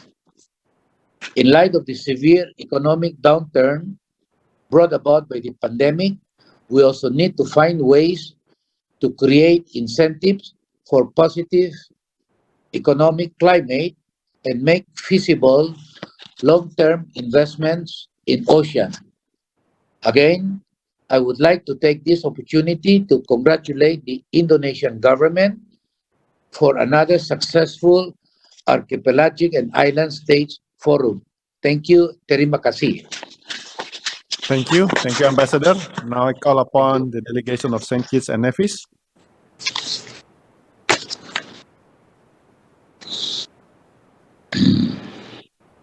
Delegate St. Kitts and Nevis.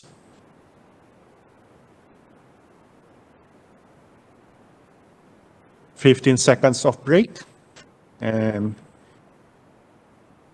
this is what we call the deafening silence. If no one speaks, then we have to keep on talking. It's more almost like a tour guide. You have to fill in. But if we cannot get our delegation from St. Kitts and Nevis, I call on the delegation Sao Tome and Principe. Sao Tome and Principe. Delegation Sao Tome. Thank you, Mr. Chair. Can you hear me? Yes, loud and clear. Okay. Thank you, Mr. Chair, so much for the opportunity. First, on behalf of the government of Sao Tome, in principle, we would like to acknowledge the invitation of the government of Indonesia, and the UNDP, and the Secretariat of the Forum for the whole hard and good work that they have been putting about not only in this session, but since the very beginning of the establishment of the forum. We would like to say that at this point, we agree with and we thank for the document that was proposed for us to give to our ministers. And we will continue to follow up on the work as the goals and the objectives of the Sao Tome government is fully addressed on the work and objectives of the forum.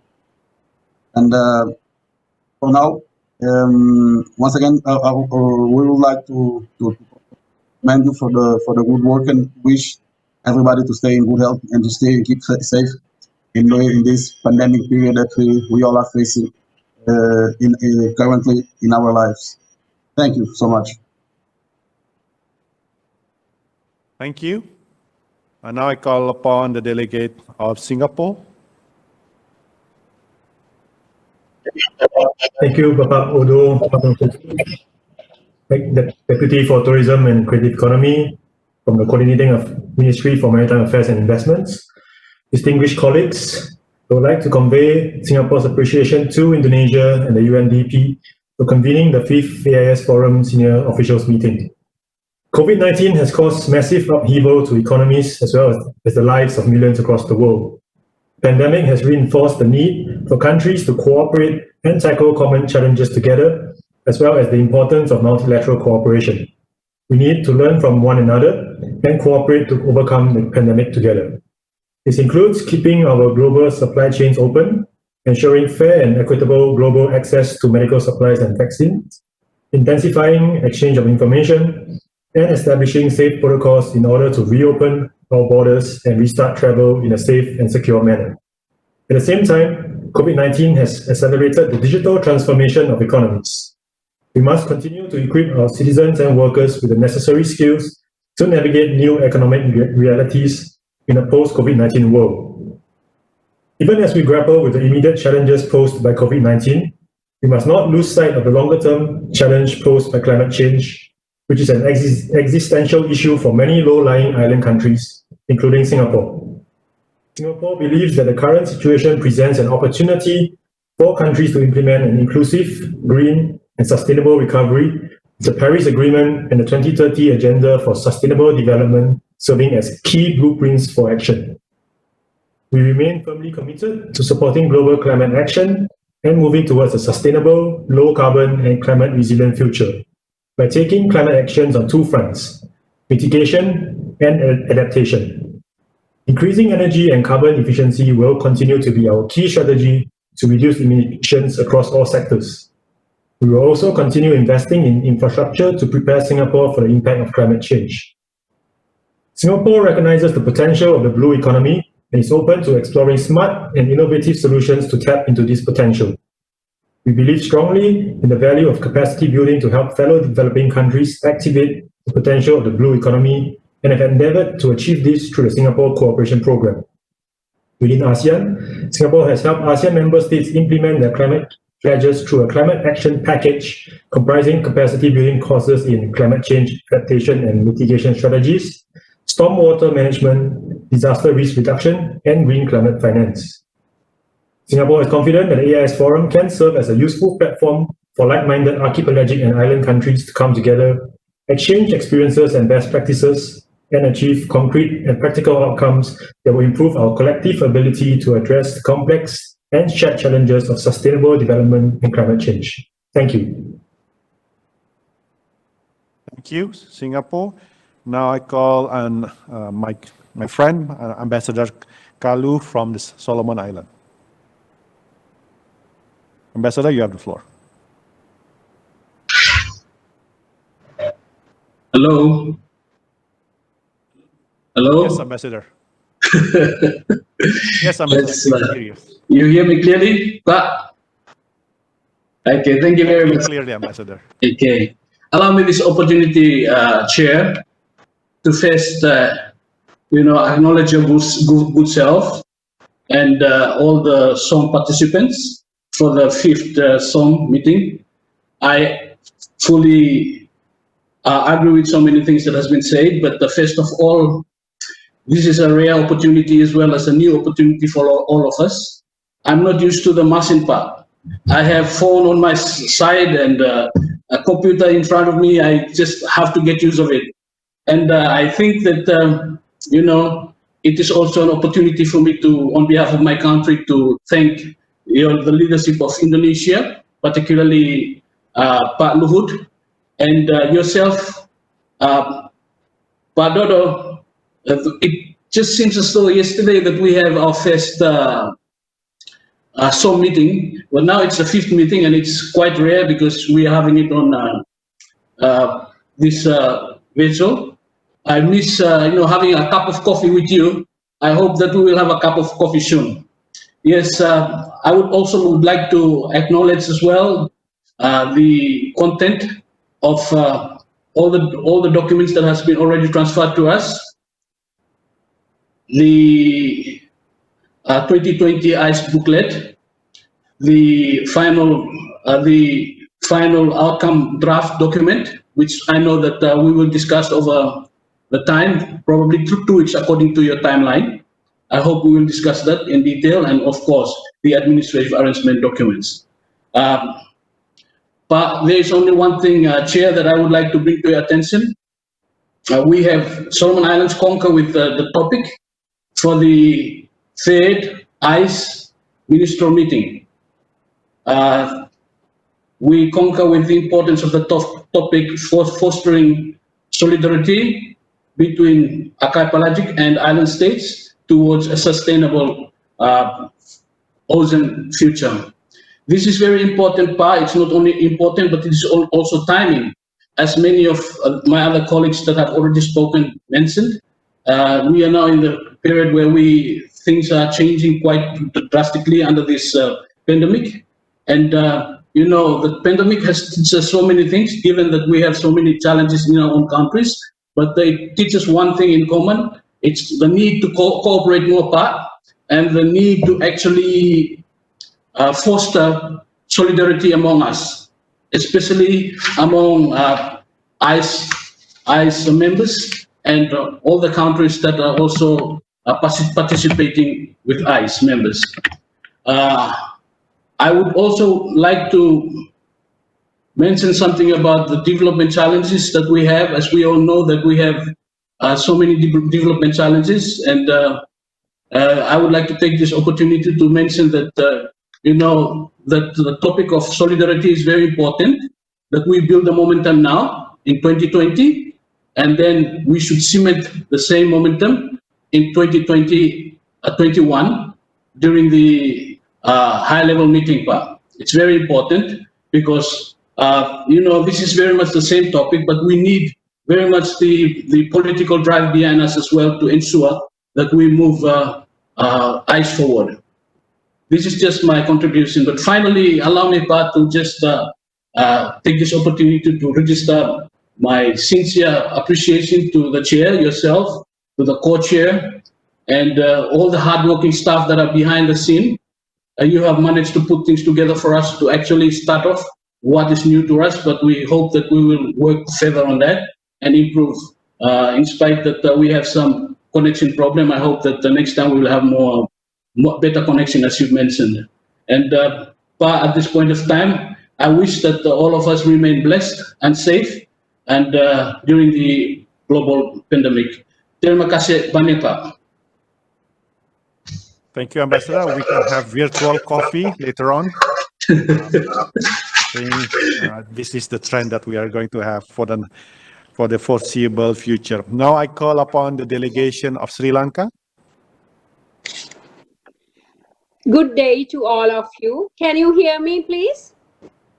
Perfect. Okay. Co-chairs, excellencies, distinguished delegates.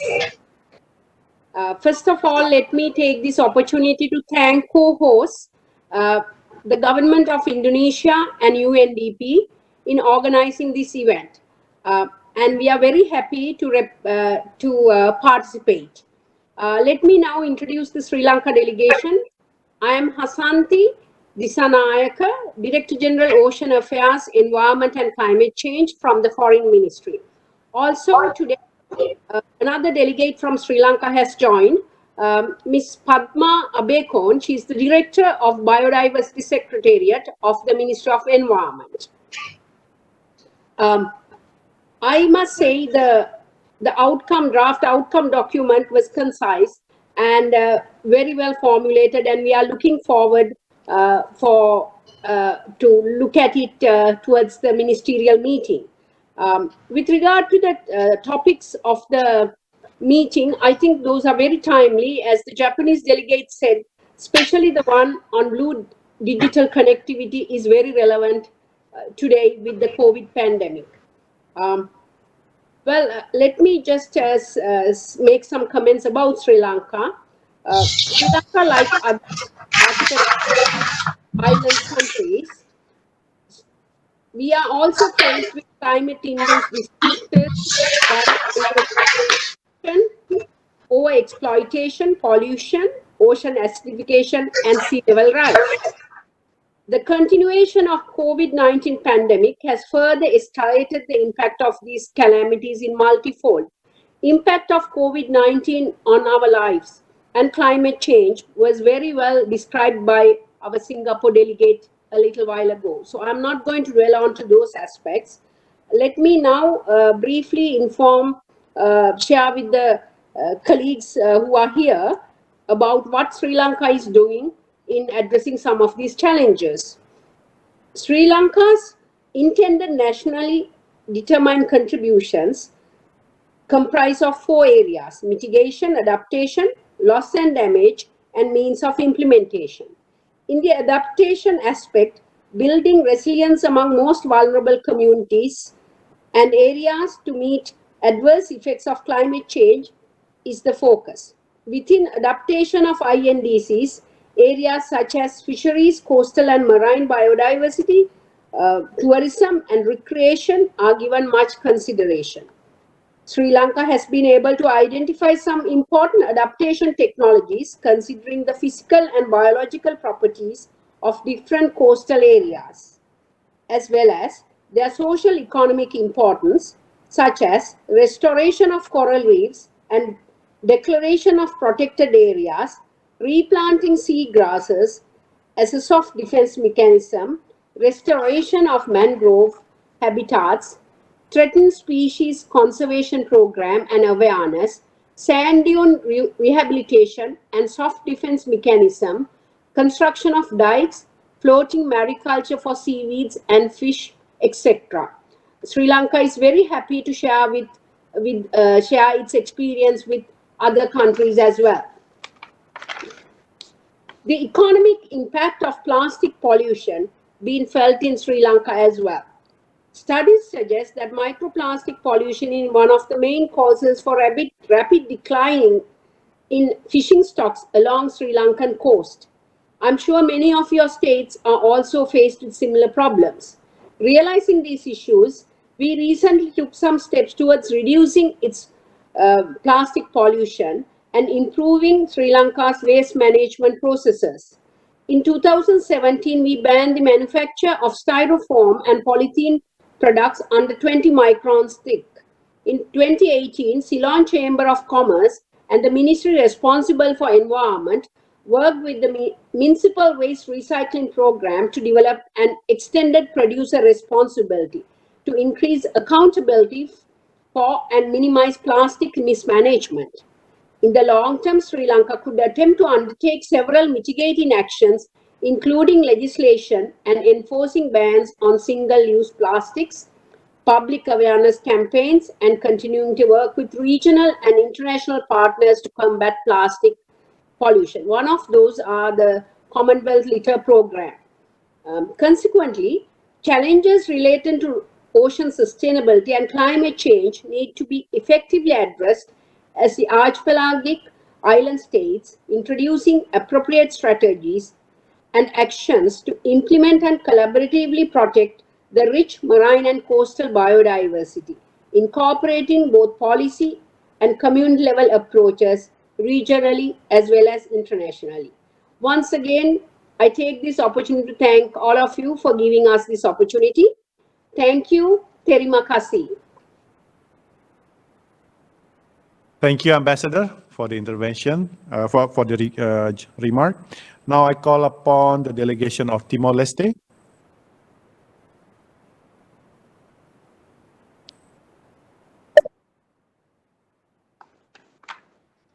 Delegation of Timor-Leste. Yes, can you hear me, Chair? Yes. Thank you, Excellency. Excellency, the Deputy Coordinating Minister, Deputy Country Representative of UNDP, ladies and gentlemen, distinguished delegates. Let me begin by, on behalf of the Government of Timor-Leste, and to join others expressing our sincere appreciation and congratulations to the Government of the Republic of Indonesia and the UNDP, as well as the AIS Forum Secretariat for their great work to make this 5th senior official meeting of the AIS Forum possible, even during these times of the global pandemic. Timor-Leste sees the importance of this AIS Forum and appreciate discussions between the archipelagic and island states on this very issue that affecting a large part of our life. Being a half-island nation, which practically surrounded by water, Timor-Leste places enormous importance to the ocean. Significant numbers of pragmatic approaches have been taken by Timor-Leste, including Timor-Leste is now in the final stage to approve its national ocean policy, which will be the guidelines for Timor-Leste to conserve, protect, and keep the ocean healthy in a sustainable way. For a wider sense of sustainable development, such effort for a sustainable use of our ocean will continue to be undertaken by Timor-Leste in the future. Climate change, as we know, with its impact on the rise in sea level and extreme weather conditions, constitutes a serious environmental challenge to which Timor-Leste, together with others, must respond, including by creating prevention mechanisms. Timor-Leste fully recognizes that the sustainable use and preservation of marine and coastal ecosystem and their biological diversity is crucial to achieving the 2030 agenda, particularly Sustainable Development Goal 14. For Timor-Leste, the organization of this virtual interface of AIS Forum with such rightly theme is undoubtedly important and as timely, where a fostered cooperation between the member states is crucial. It is therefore, Timor-Leste is committed itself to continue to work together with its partners, including through this important forum and the AIS Forum Secretariat for a joint effort and collective actions. We are also looking forward to our participation to the upcoming ministerial meeting. I thank you, Chair. Okay. Thank you, Delegate of Timor-Leste. Now I call on the Delegate of the United Kingdom. Terima kasih, Pak. Bisa dengar? Ya, Hear me? loud and clear. Okay, great. Terima kasih semua. I'd just like to start by saying that the UK government would like to thank the government of Indonesia and UNDP for leading AIS Forum. And we wish all delegates and their country citizens good health in the midst of this COVID pandemic. Given the UK holds the presidency for COP26, the 2021 UN Climate Change Conference, we would like to focus our statement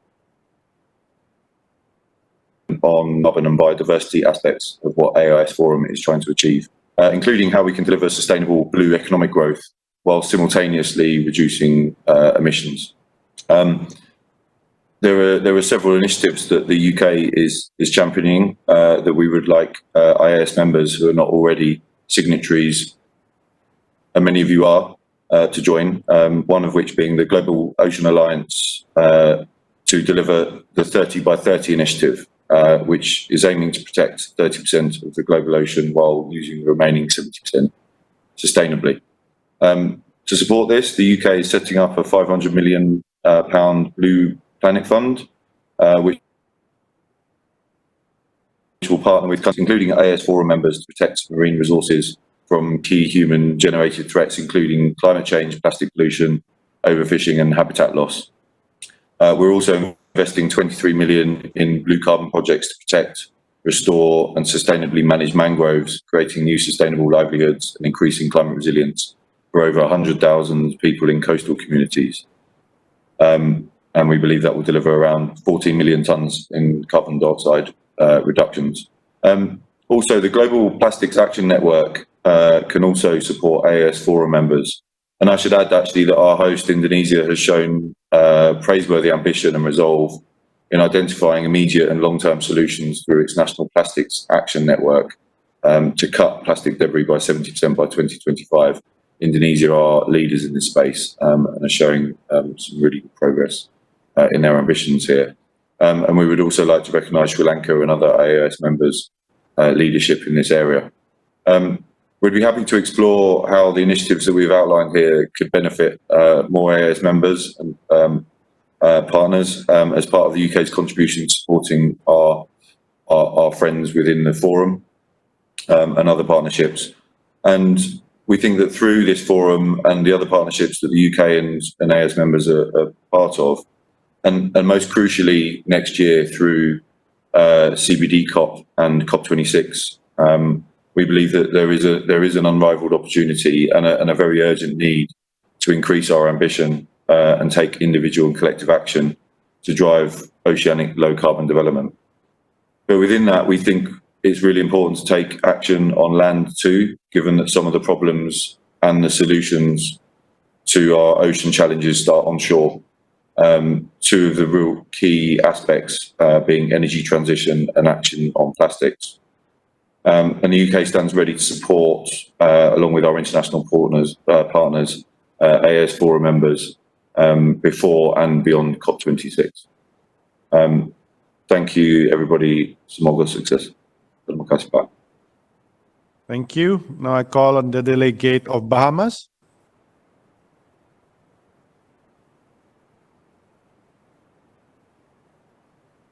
Delegate Obamas.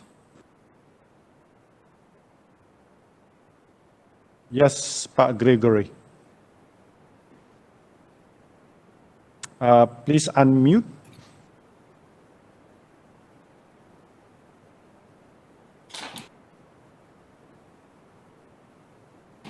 Please unmute Pak Gregory. Pak Gregory, unmute.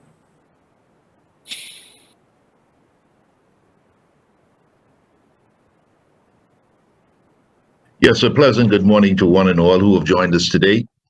Today marks the first opportunity for the Bahamas to participate in the forum. And to the organizers of the meeting, we are very much appreciative for this opportunity to participate. The Bahamas is an archipelagic nation that extends from South Florida of the U.S. to the large island of Hispaniola in the Caribbean Sea. The Bahamas covers an area greater than 340,000 square kilometers and has a mean temperature of around 25 degrees centigrade. The Bahamas consists of approximately 3,000 small islands and keys with a land area of about 13,935 kilometers. Presently, many countries in the Caribbean are faced with high unemployment, low growth, increasing poverty, and the need to build resilience to climate change due to our economic dependence on a few sectors and geographical vulnerabilities to tropical storms and hurricanes, sea level rise, and ocean acidification. These issues are further exacerbated by the COVID-19 crisis, which has given rise to an increased sense of urgency to seriously look at the diversification of our economies. Oceans provide an opportunity for us to address several of these challenges in a sustainable and socially inclusive way. However, we first must answer these fundamental questions. 1, how is the ocean currently being used? 2, what are the current governance arrangements? 3, what are the goals and objectives for future use? And 4, how do we change course and accelerate recovery? The government of the Bahamas is committed to the development of the blue economy, a national policy priority. Additionally, the development of the blue economy is aligned with our international commitment to Sustainable Development Goal 14, Life Below Water, that looks at the conservation and sustainable use of the oceans, seas, and marine resources for sustainable development. The political ambition to the development of the blue economy for countries in the Caribbean is quickly tempered by reality that the execution of a policy or strategy with such diverse and often competing stakeholders' interests and objectives is very complex. The marine ecosystem is important to the use of sustainable livelihoods of communities across our archipelago who rely on the ocean for domestic and international transportation, tourism, fisheries, and aragonite mining.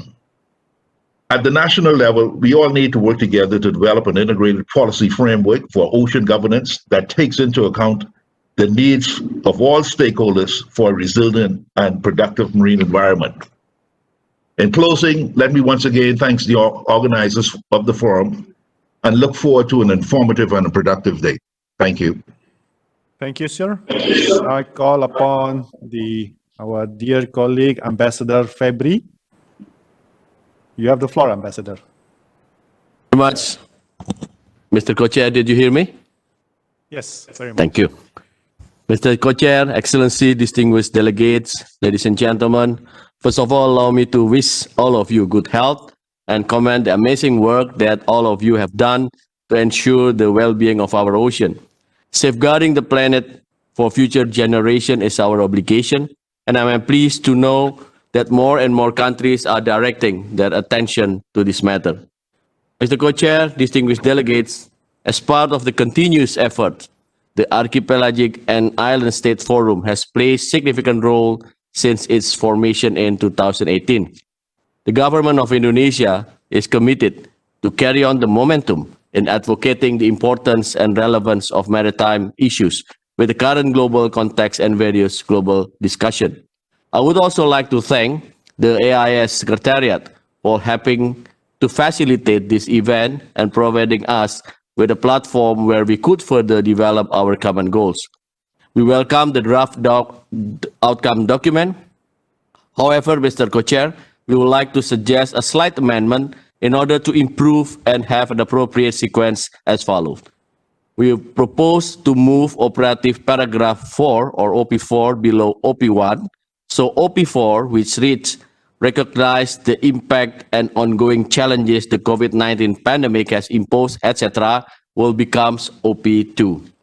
Excellencies, distinguished delegates, against the backdrop of the COVID-19 pandemic this year has been particularly hard for all of us, especially on our efforts in achieving the SDGs. It has caused major setback in all fronts, not to mention our fight in the maritime sector. We should seize this momentum to build back better and stronger. And while doing so, we keep reminding each other that we are all in this together. On that note, the Government of Indonesia calls all members of the AIS Forum to strengthen collaboration on the 4 key thematic areas of the AIS Forum. We look forward to any opportunities of working together with all of you to continue the good work of AIS Forum and recover from this hard time. The circumstance today has also forced us to postpone the first high-level meeting on the AIS Forum. Although we are unable to convene this year, we still continue to build the momentum to move forward with our forum and to be productive in our common objective. I thank you, Mr. Co-Chair. Thank you, Ambassador. The inputs are duly noted. We will adjust the text as suggested. Thank you. Now I call on the representative of the Regional Secretariat of the Coral Triangle Initiative on Coral Reef Fisheries and Food Security.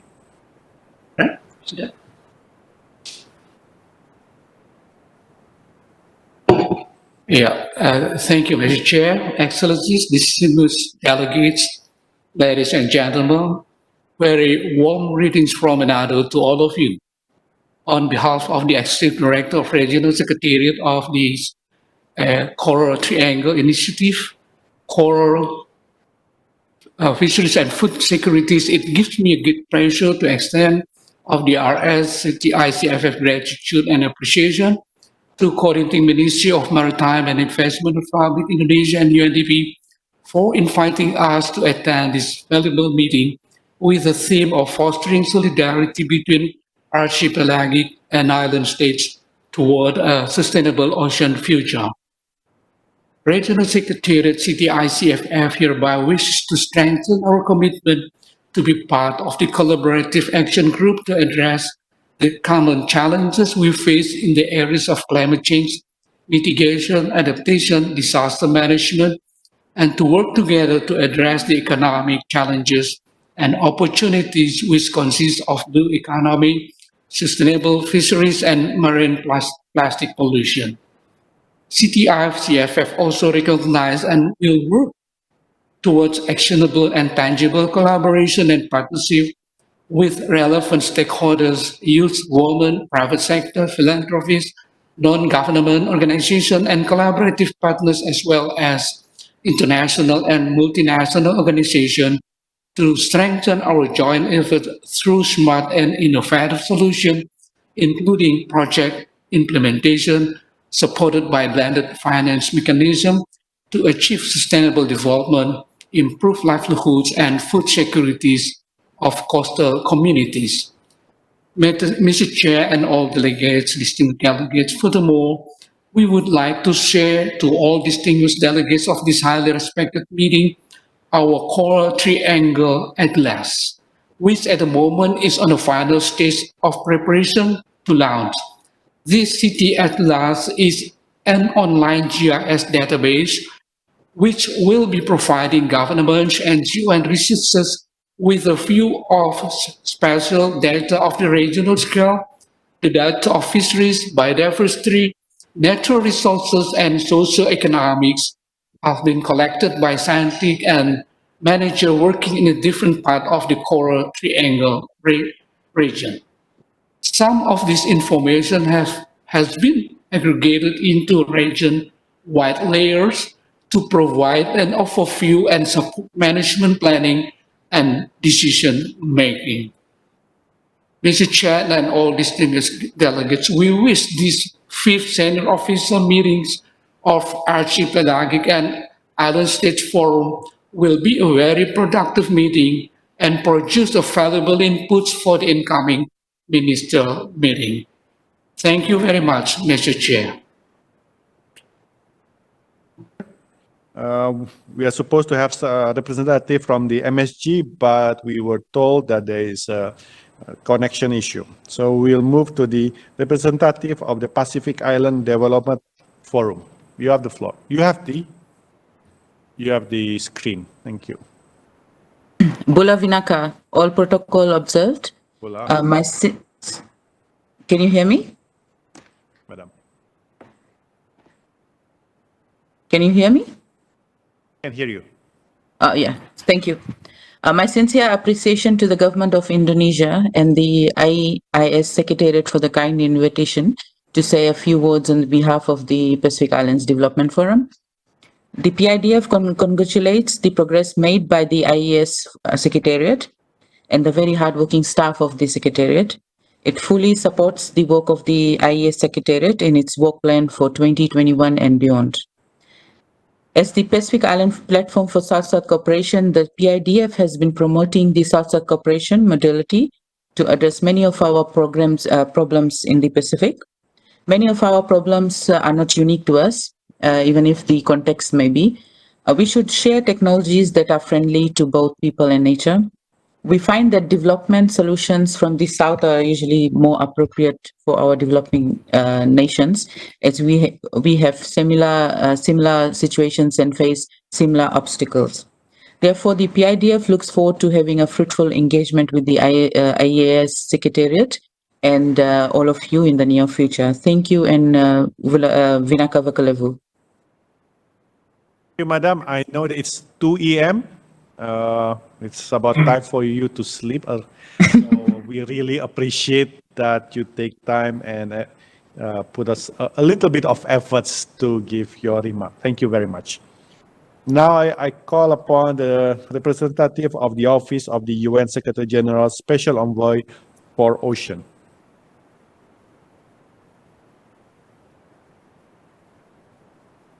Hello, thank you. Yes. Excellencies, ladies and gentlemen, all courtesies observed. Greetings from the Office of the United Nations Secretary General Special Envoy for the Ocean. Climate change and ocean change are underway for archipelagic states that has many vital consequences. We all live on one planet. This logic demands that we find global solutions to the challenges confronting us. To identify and implement those solutions, we must talk to each other, share our resources, our knowledge, and our best ideas. And it is in multilateral gatherings such as this one today that solutions will be aired. I congratulate the government of Indonesia and the AIS Secretariat for organizing this meeting.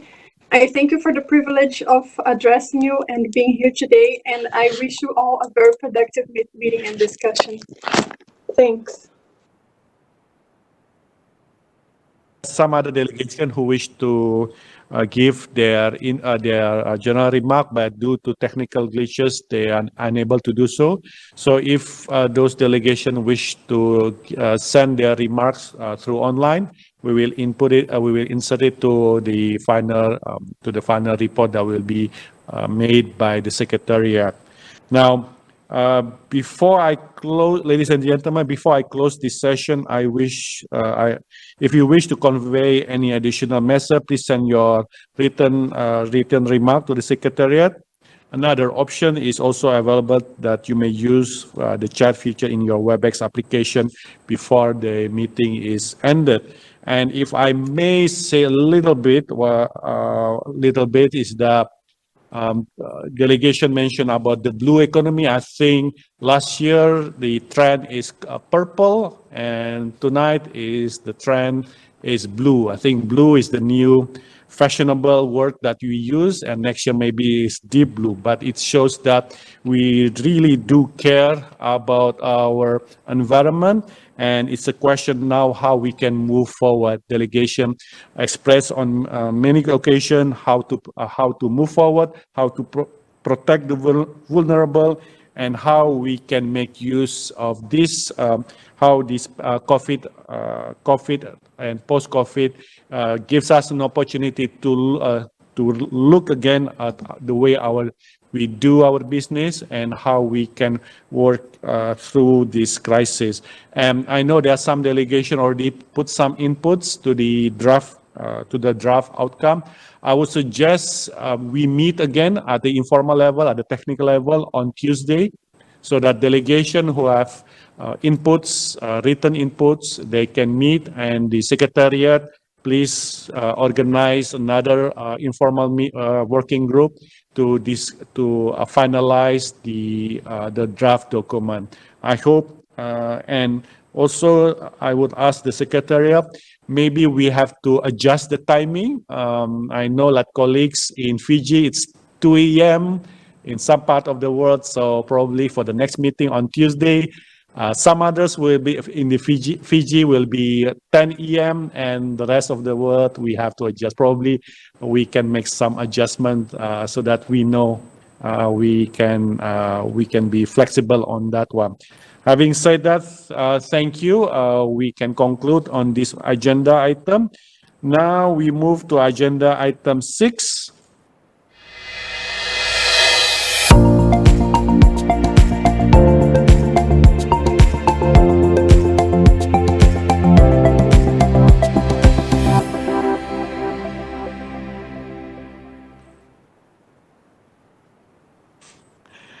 Here we go again. Excellencies, ladies and gentlemen, we have come to our second to last agenda session, the preparation for the third ministerial meeting of the AIS Forum. I would like to invite the co-chair to brief us on the planned agenda of the ministerial meeting and the administrative arrangement. Ibu Sophie, the screen is yours. Thank you very much, Mr. Chair.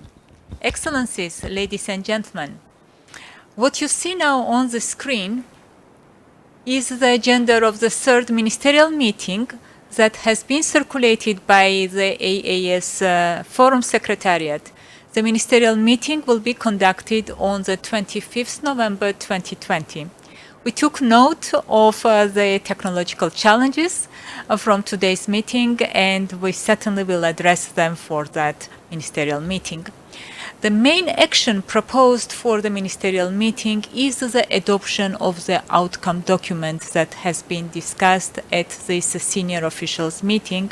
And as Mr. Chair proposed, there will be another meeting at the technical level on Tuesday to finalize the document. To understand the progress and future direction of the AIS Forum Secretariat in relation to the mandates of the outcome document, the Secretariat's activity report for 2020 and work plan for 2021 will also be presented to the delegates at the ministerial meeting. There will be an opportunity for each delegate to provide their comments and inputs regarding the AIS Forum Secretariat's progress and work plan. In addition, the delegates will hear the report of the 5th Senior Officials Meeting and side events. They will also receive information on the plan for the first AIS Forum high-level meeting that will be conducted next year. Afterwards, we will look at the administrative arrangements for the ministerial meeting on the 25th November. Overall, the procedures are the same as those of the senior officials meeting.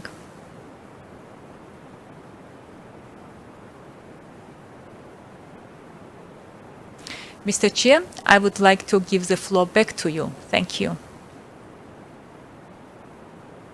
Thank you, Ibu Co-Chair. Then we can move to the last agenda.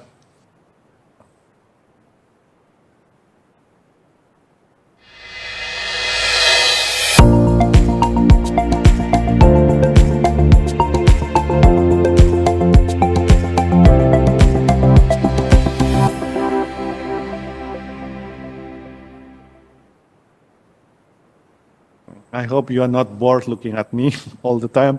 Excellencies, ladies and gentlemen, we have come to the end of our agenda. Please allow me to present my notes and conclusion from our discussion.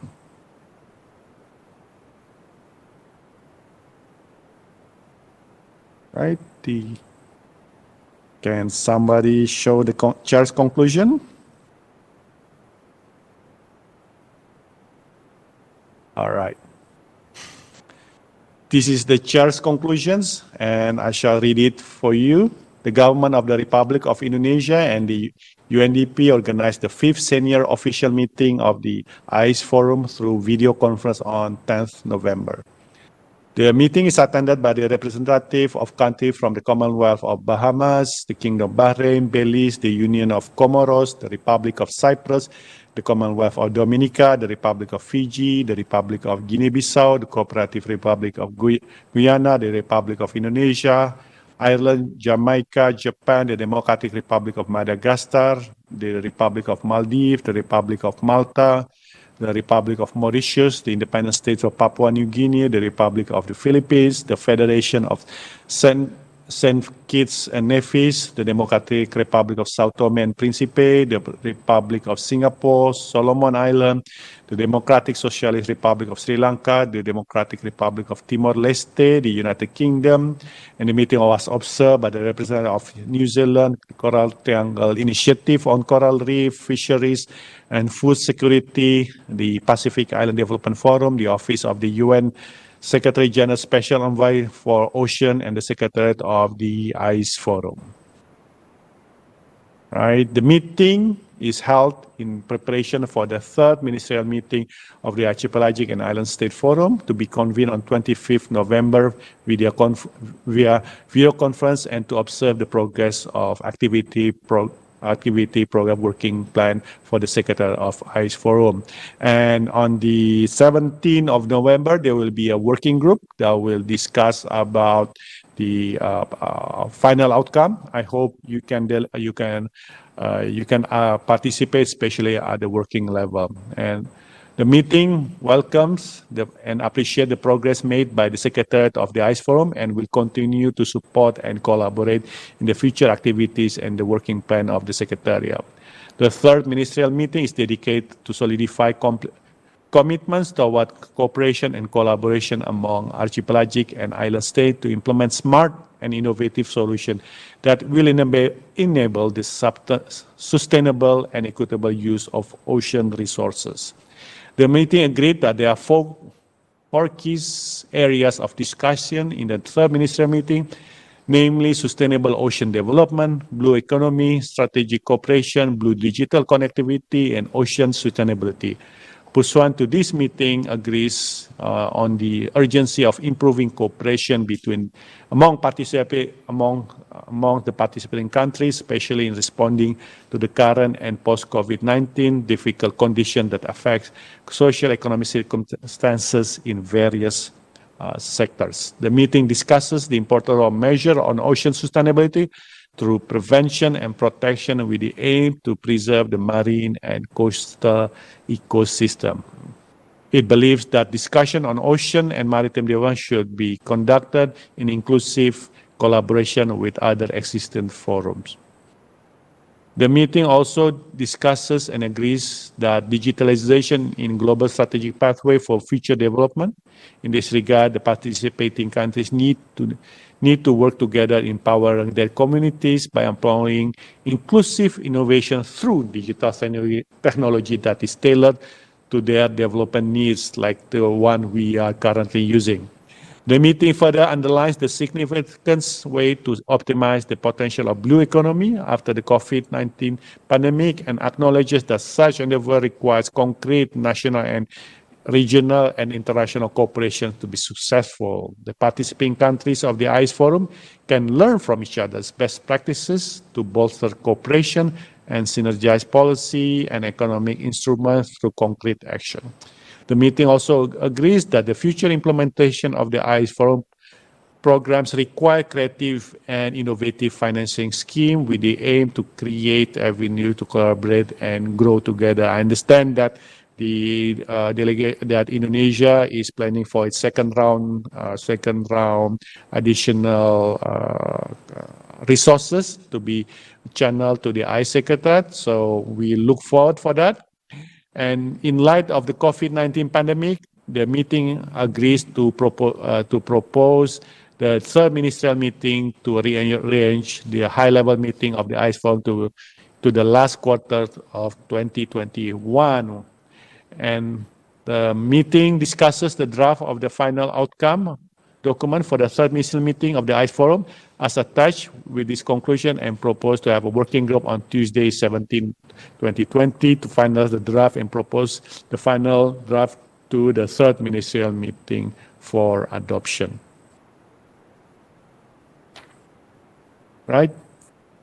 Now I would like to invite all delegates to deliver their closing remarks. The order of speaking for the session will follow the arrangement during the general session.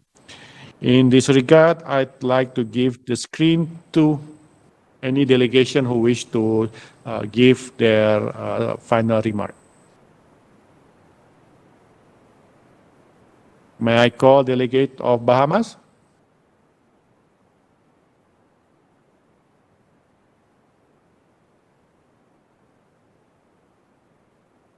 None. I'll call the delegate of Bahrain, Belize, the Union of Comoros, Cyprus,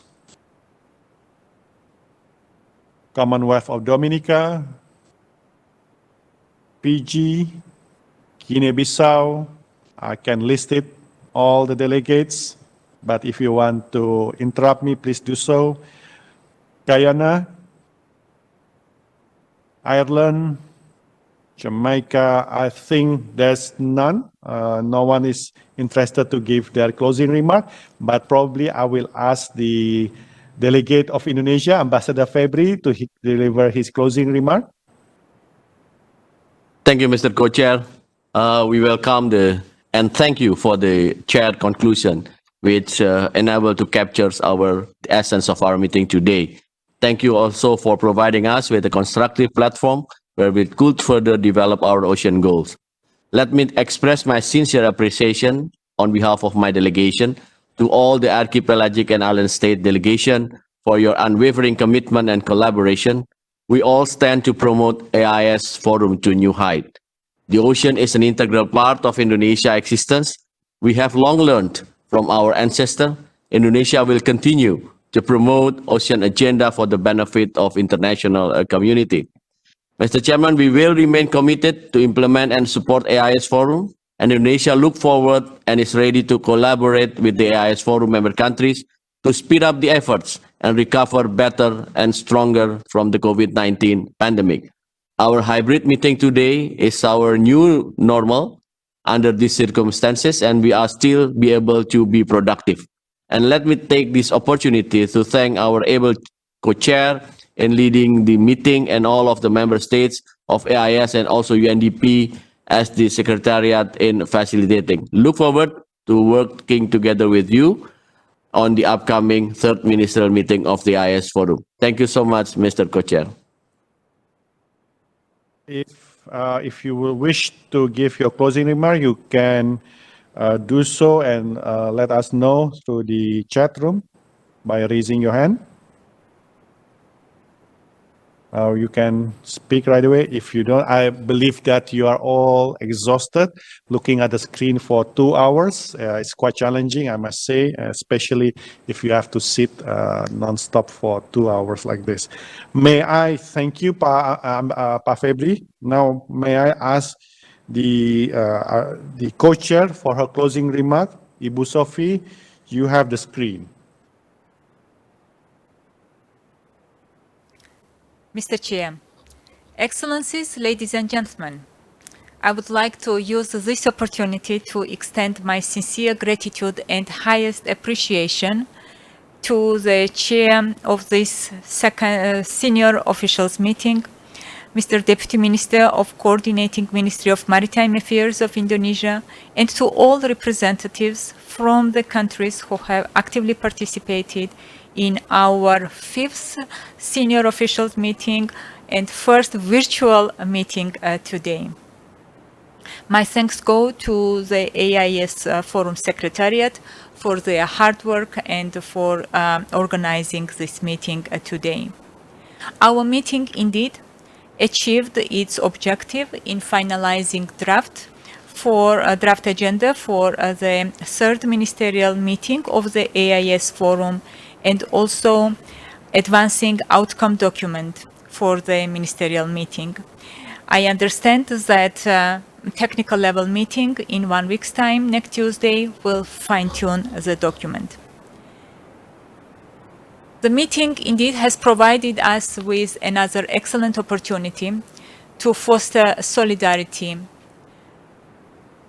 between archipelagic and island states and to work together in partnership to address the current global crisis generated by the COVID-19 pandemic. Similarly, today's meeting was a good confirmation that it is only through concerted effort and good coordination that humanity can accelerate the implementation of solutions capable of addressing climate change impacts, marine plastic pollution, and the unsustainable use of ocean resources. Today, we once again reaffirmed our commitment to sustainable development goals, particularly to SDG 14, commitment for the recovery, which is blue, which is based on the principles of build back better, or rather build forward better in an innovative way. Ladies and gentlemen, thank you also for appreciating UNDP's role in facilitating work of the AIS Forum Secretariat.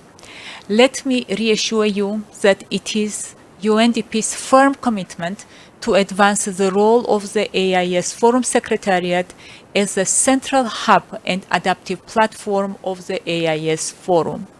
At this time, we would like to thank the Government of Indonesia through the Coordinating Ministry for Maritime Affairs and Investments for all the great support.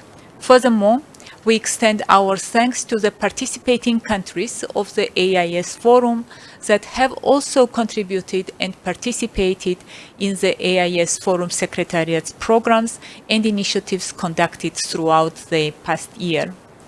I look forward to meeting all of you and other fellow archipelagic and island nation stakeholders in the upcoming ministerial meeting. I wish you a pleasant and restful evening or a good day, and more importantly, good health. Thank you so much.